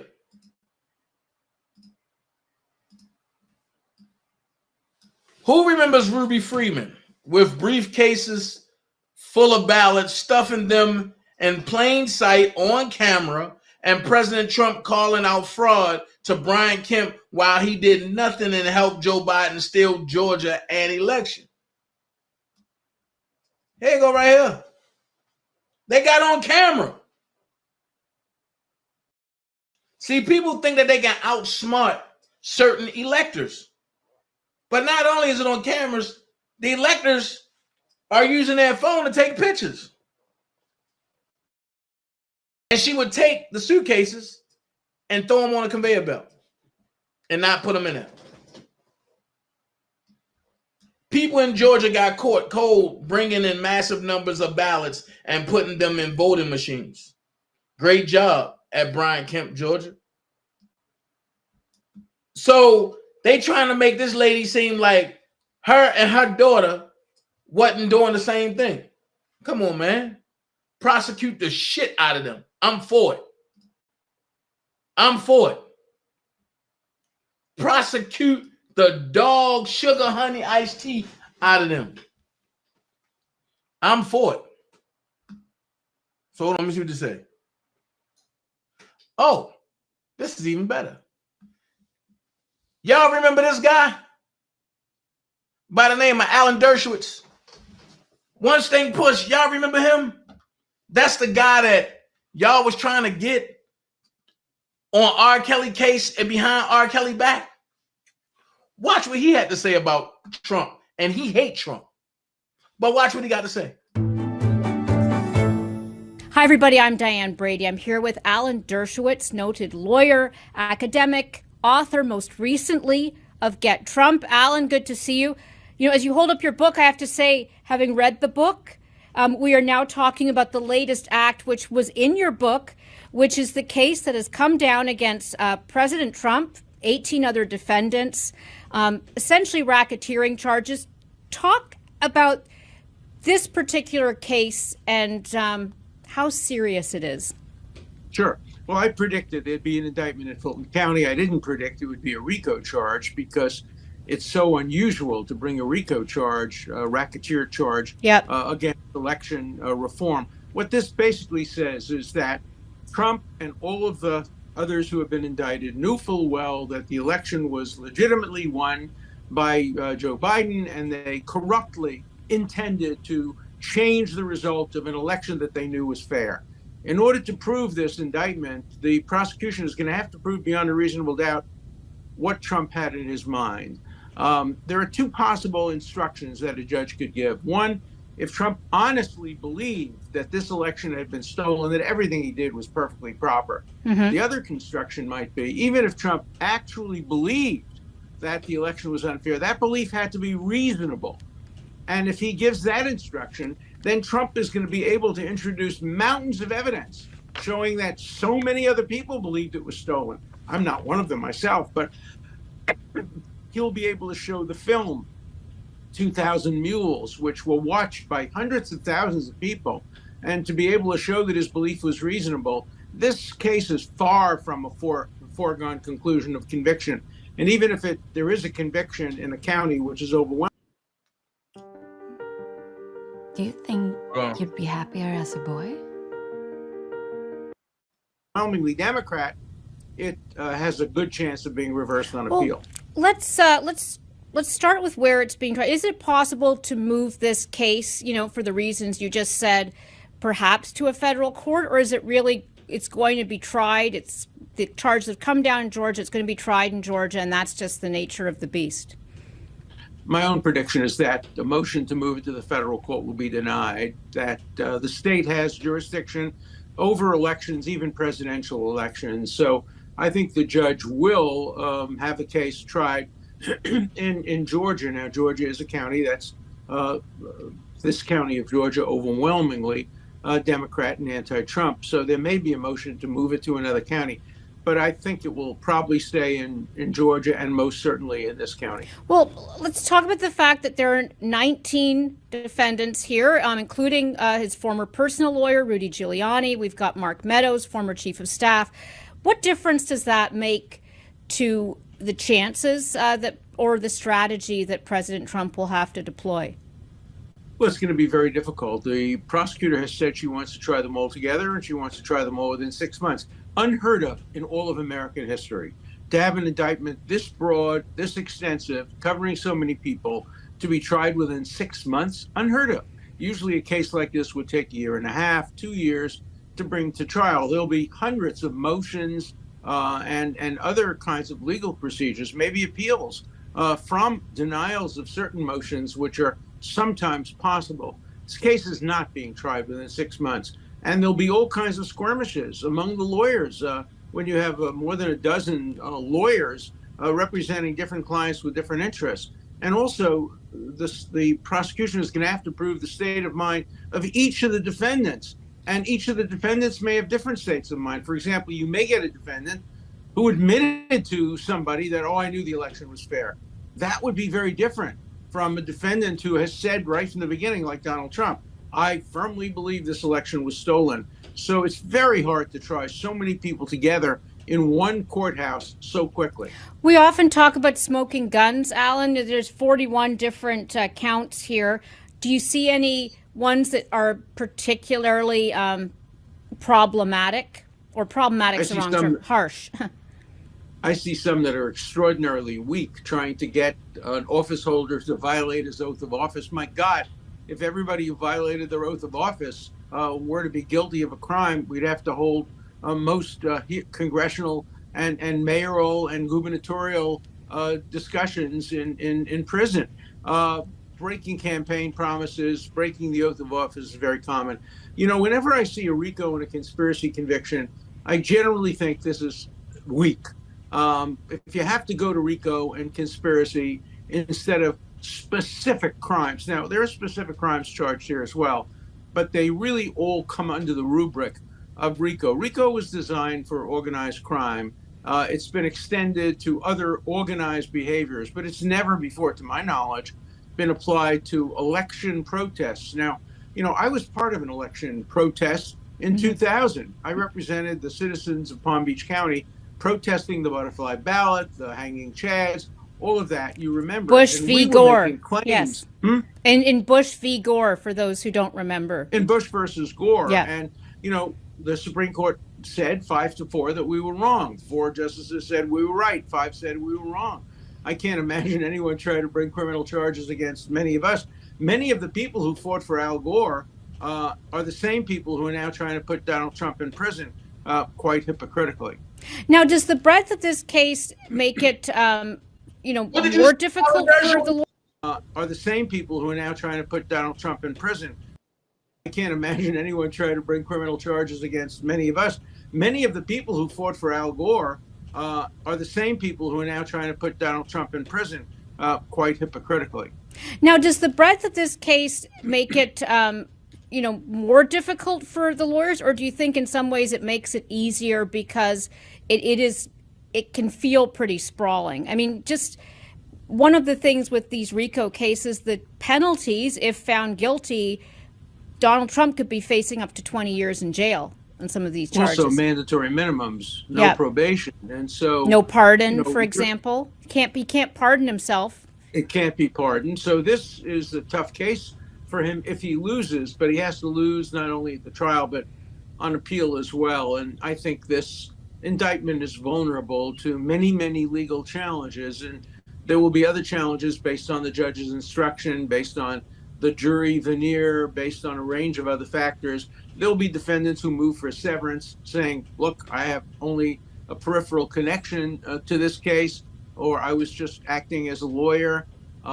This is a case that endangers also the role of lawyers in challenging elections. Lawyers are going to be more reluctant because to do they're what I did in co-defendants. Bush versus Gore, because they'll be afraid of indictments. We've talked about 4 cases. We've had the initial case with Alvin Bragg in New York. We've had the cases with the special counsel around January 6th, the documents.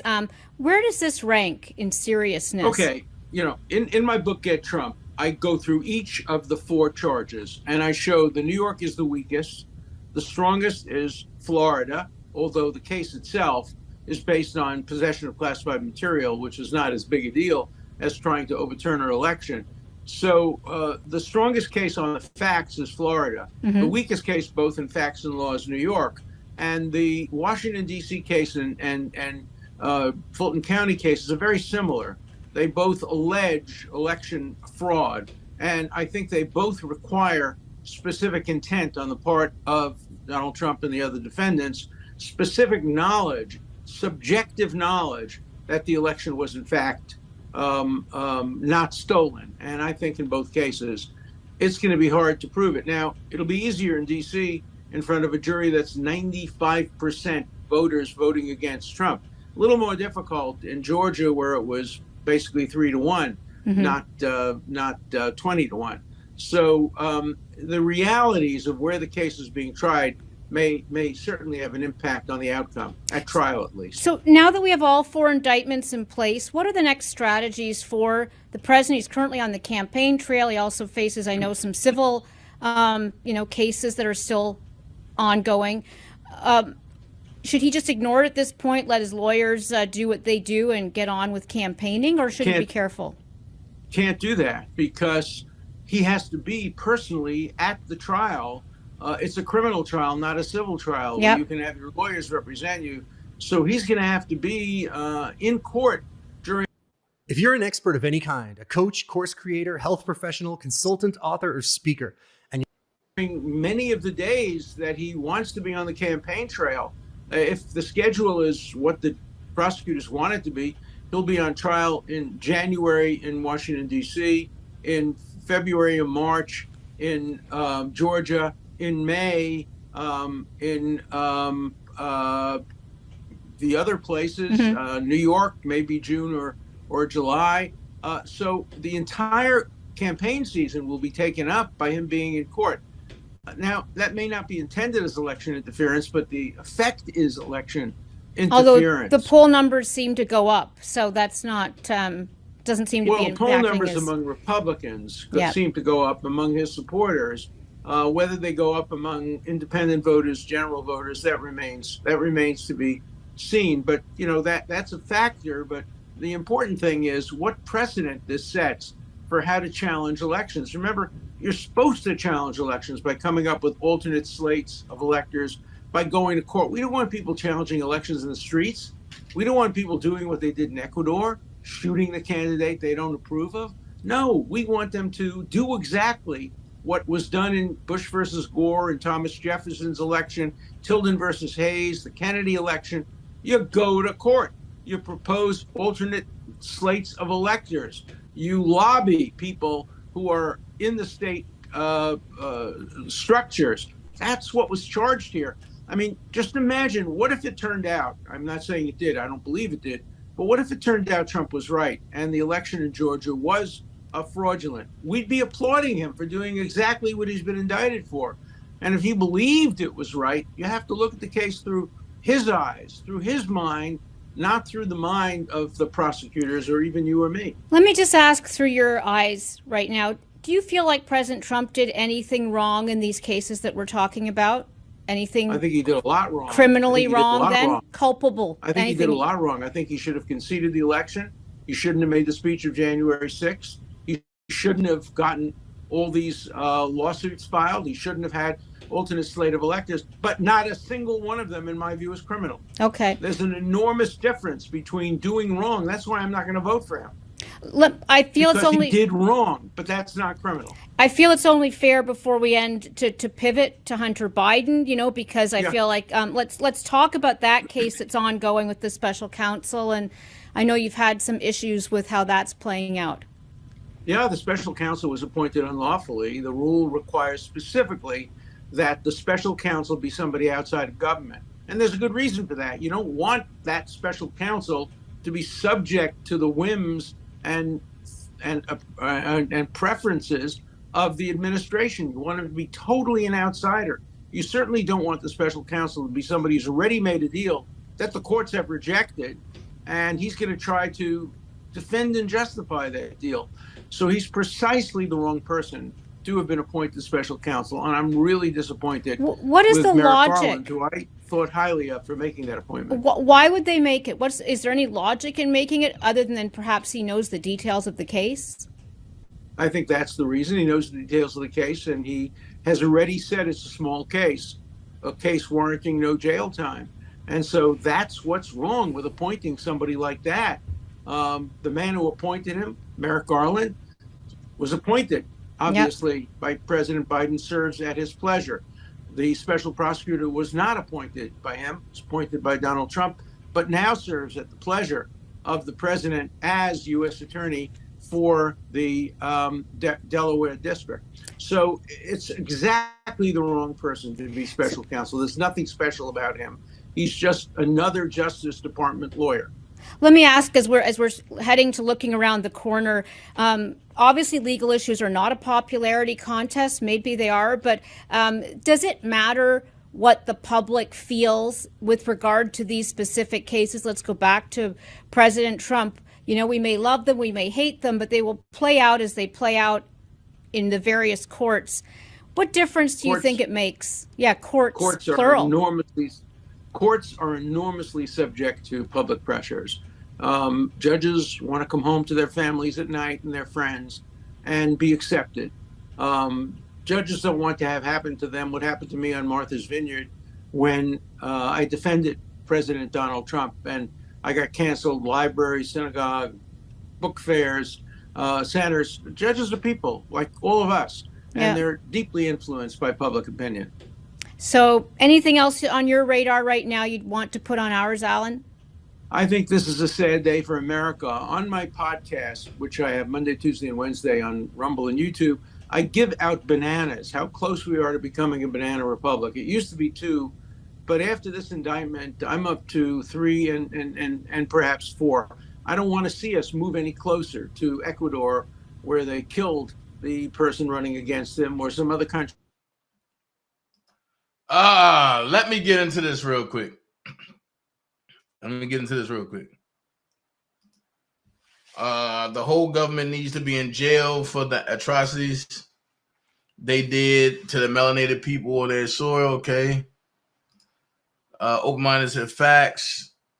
None of them, either side, give a damn about melanated people.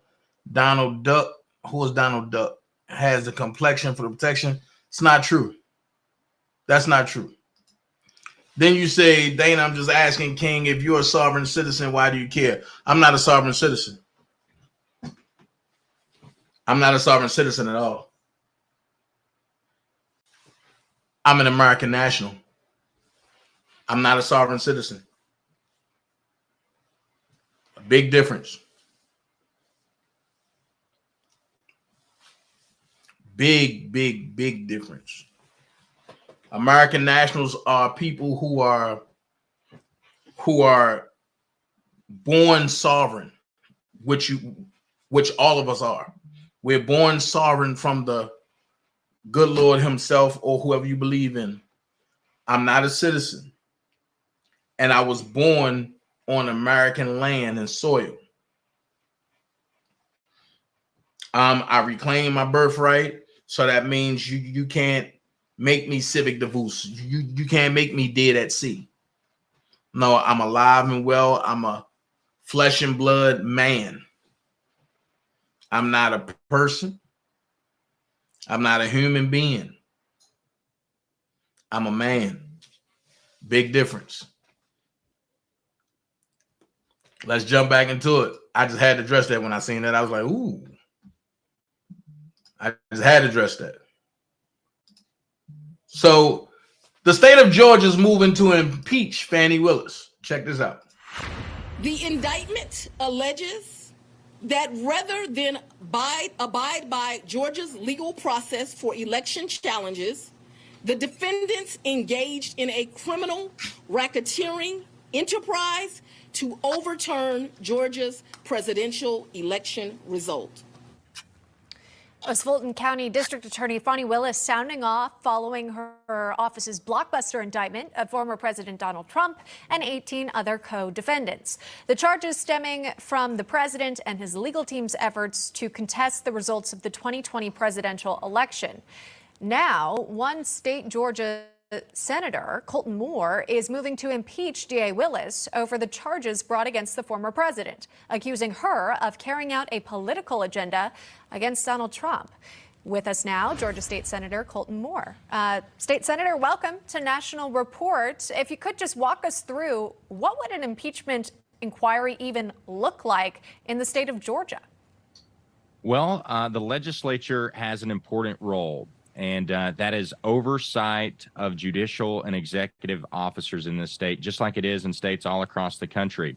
My role as a state senator, I have a job to do, People expect me to do that job, and that's why I've launched this process of calling for a special session to immediately convene so we can first and foremost defund this rogue district attorney, and secondly, investigate this district attorney, and if the corruption is found, ultimately impeach.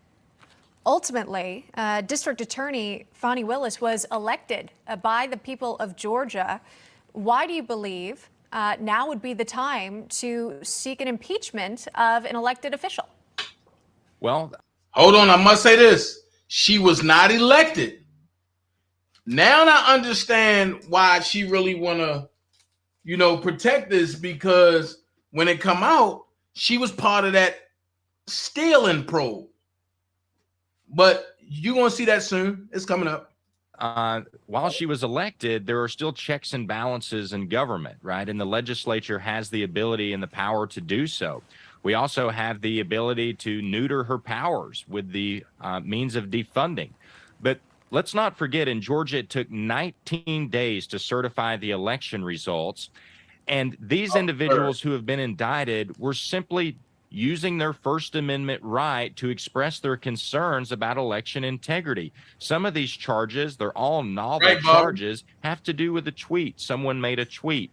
So we're in uncharted territory. She's acting like a complete tyrant. And my constituents and Georgians don't want their taxpayer dollars going to fund this type of political persecution. You've made it clear that you don't approve of the indictment she's brought forward against the former president. I'm sensing that. But what would you ultimately need to prove to your fellow lawmakers in the state that she should not maintain that position as district attorney? Well, it could be just as simple as saying that she has violated her oath of office, because she's violating these individuals' First Amendment rights to free speech. And it's obviously a political move for her. She's using taxpayer funds. She's using her government authority to make a political move.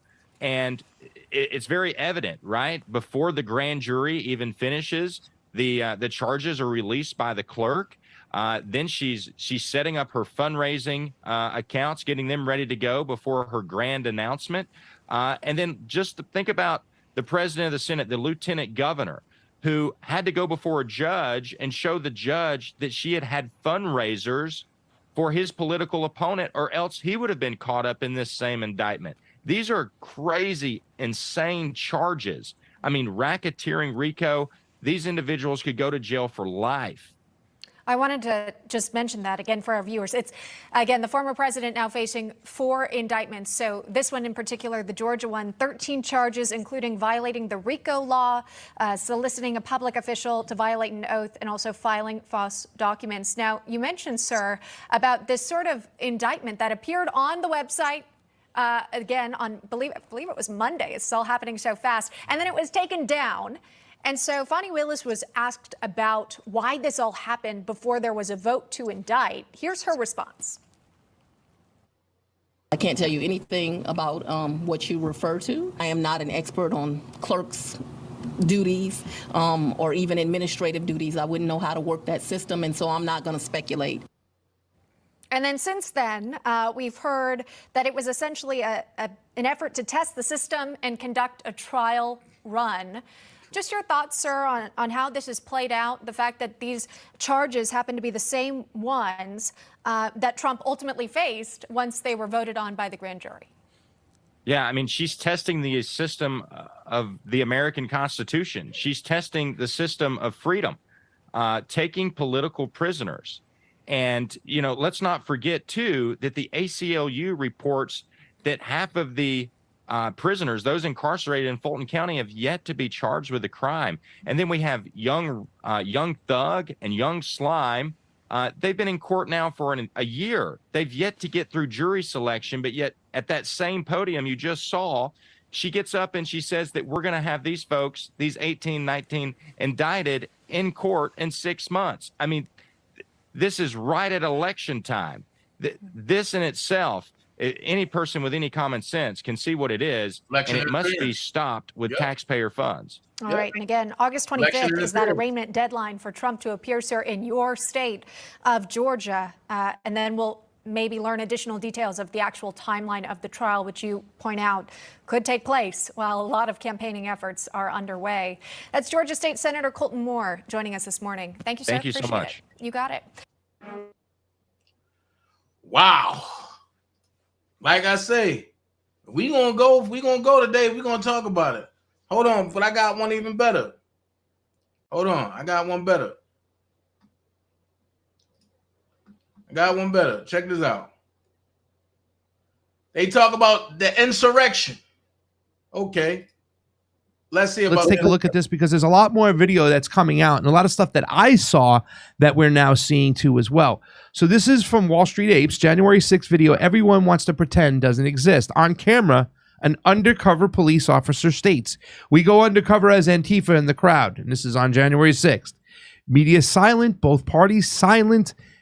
Ask yourself, why would the Republicans be silent? Intelligence agencies silent, no indictments, no nothing, just pure treason. And take a look here. Look, listen for yourself. You'll see the badge hanging from the undercover officer. Listen to what he says. Well, we go undercover as Antifa in a crowd. So can you put that back in? You can see it right there. All right, thank you so much. Yep. It feels better. You guys get sprayed. Here. Take this orange bottle.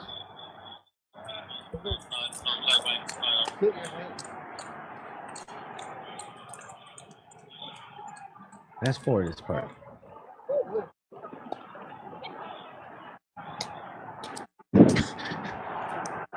Okay. Hey guys, welcome to Forward. We're a new type of doctor's office that's... There he is. Oh, so that's the guy. That's the guy right there, the undercover officer. So that's the undercover cop. Yep. And he's posing as a regular protester. Yep. And he told the Capitol Police that we go undercover here. As Antifa. As Antifa. You think this is the first time they've gone undercover as Antifa? So when I'm in Portland, I was in Portland and I saw Antifa and cops having a battle. Mm-hmm. Do you think the cops that are there dressed as cops know that the people in Antifa are also dressed as are cops? Yes. Do you think they know? So they all know this is they're a show. told, because we have another video that kind of shows that, where they have all these Capitol Police. We're talking, well, how do you identify these other people that are out there? Let's see it. Here's it is right here. Maybe digital non-uniform guys have any identifiers? Like they will have a wristband. What? Their guns will have a candy stripe on the barrel. Okay. I don't know the wristband color, but they'll have a wristband somewhere. Okay. So wait a minute. Maybe digital. So he just said that the cops that are undercover in the crowd will have a wristband, and then they're going to have something on the tip of their guns. If they have a gun, if they'll they have have a something gun, they'll have something. So there. that's how you know they're good Yes. guys. If you see somebody with a gun, but it has a mark on the tip, that's how you know they're the good guys. He also says in the rest of the video here too, as well, that you can identify them from the boots they're wearing. Let's watch. They will have a wristband. Their guns will have a candy stripe on the barrel. Okay. I don't know the wristband color, but they'll have a wristband somewhere. Okay. Maybe digital non-uniform guys have any identifiers?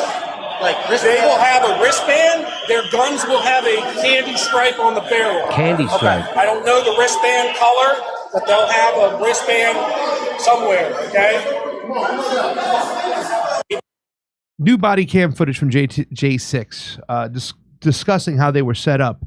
Let them take the Capitol. This is why they don't want more J6 footage released. And this is a crazy one here too as well, because you're going to see a Capitol Police officer. Now this is after we've seen, they got one guy going undercover as Antifa. He's telling the other Capitol Police this.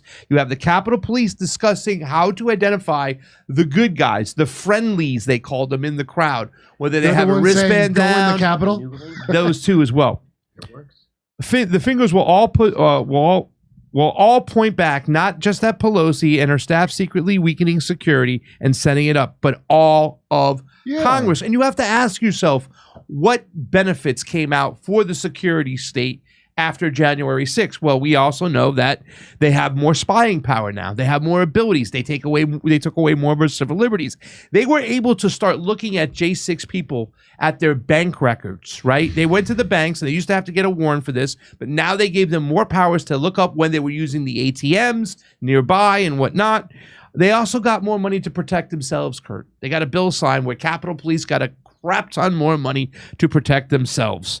And they also want to quell any type of protests in the future. And they're using January 6th as an excuse. You know, kidding. I assumed all of this before that, just because, you know, who died at this thing other than some fat guys on Adderall? Yeah. A woman that got shot by a cop. Ashley Babbitt. And then they made up a cop that committed suicide, and they said he was killed by the crowd with a fire extinguisher. They had to retract that story. But now here's a Capitol Police officer who was like, holy cow, this is bullshit. They set us up, meaning they let this happen. They threw them to the wolves. Like I said, we saw more cops at the Force the Vote rally, which there was 60 protesters. There was 60 of us. And they came out with the zip ties, armed to the T. There was more of cops, Capitol Police, at that small event less than a week before than there was at an event where there was almost 500,000 people. Mm-hmm. Who set the cops up on Jan 6? That's what they did. They set up 64. Oh, absolutely. And then they asked y'all to come 2 hours later. Was it the same people who set up the rally attendees? Nah, right away. They set us the fuck up. So now we ain't got shit. We ain't got no motherfucking. Those are cops on January 6th saying that they were set up. The cops were set up. Yes. Those are cops saying that they were set up at. So now, if you show this to a Biden voter, they'll say you're cherry picking videos. Yes, they will. I've showed these things to Biden voters. Is there a context where that works fine? That's what I say. What they don't. I go. What context when you show the guy with the buffalo helmet and the pajama bottoms, and the cops take him and they open up the doors for him with the keys, and he's very respectful. And what part of that is cherry picked? They just repeat. You're cherry picking the thing that shows it's not true. What you think? You're cherry. Yeah, you mean the thing that shows it's the not facts of the case. Yes. You mean? That's all they say. It's amazing to watch regular Biden voters, Hillary voter, regular Democrats just repeat what they've been brainwashed to say on whatever they say on the television. They just repeat back. I've said that. I was at dinner with 3 comedians from Boston, every one of them quoting fucking Rachel Maddow bullshit. And I'm like, is there anything you hear on MSNBC that you are skeptical of? Is there anything Anderson Cooper says that you don't believe? There is nothing that they say they don't believe. They are skeptical of nothing that they hear. If it's on the news, it's real. You take the Bostonian out of Boston. You can't take the Catholic out of it. No shit. Is this why so much January 6th footage has been hidden for so long? Take this motherfucker.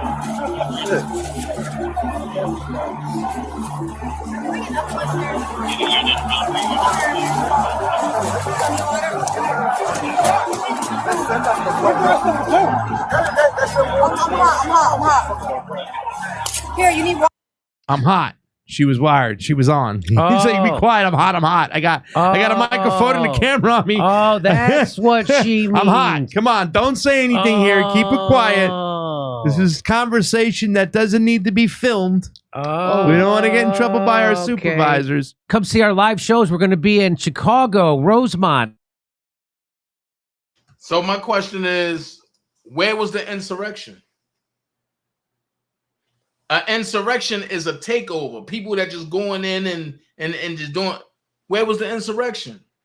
I told y'all it was Antifa and some Black Lives Matter people that was in there causing that was mixed in with the Trump supporters causing disturbances. It was Antifa and them that stormed inside. And watch this. The shaman in them, they were let in. So you got Antifa busting windows, but the shaman in them just walked straight in. The shaman in them just so happened to be part of the Proud Boys. Make this make sense. And what they say, oh, are the Proud Boys is Trump group? No. Trump have his Trumpers. MAGA is a unified group that Trump is a part of. Trump is not MAGA. Or should I say, Trump don't run MAGA. MAGA is a unified group that Trump is a part of. So,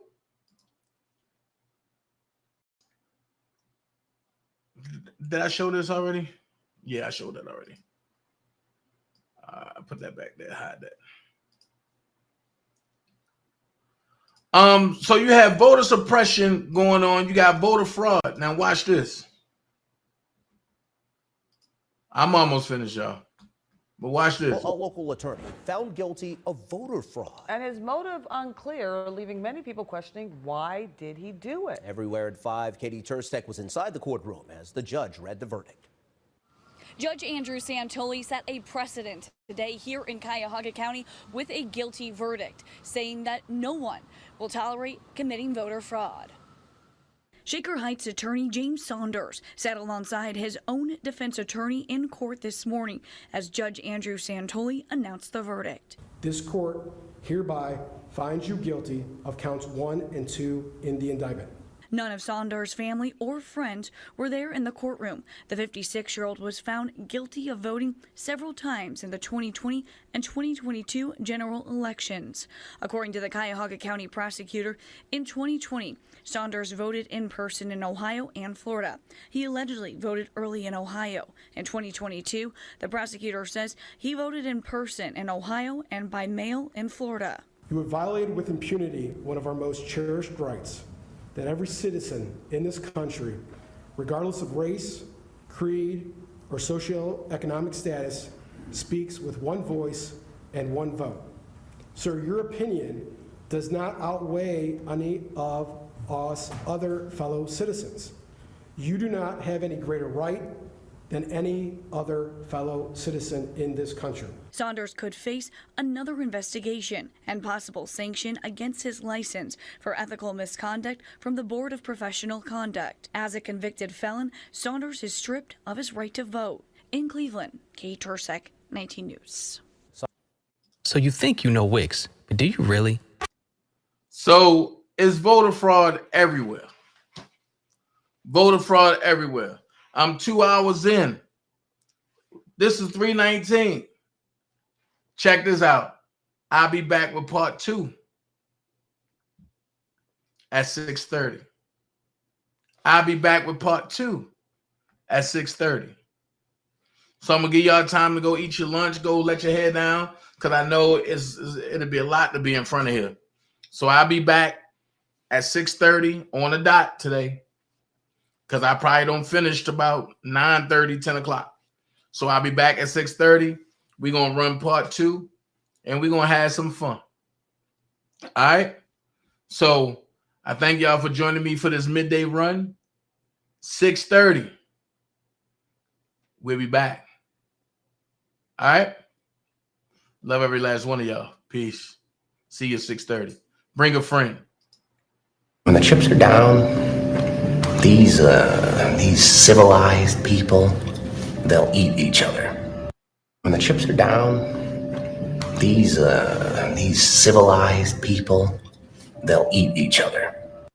When the chips are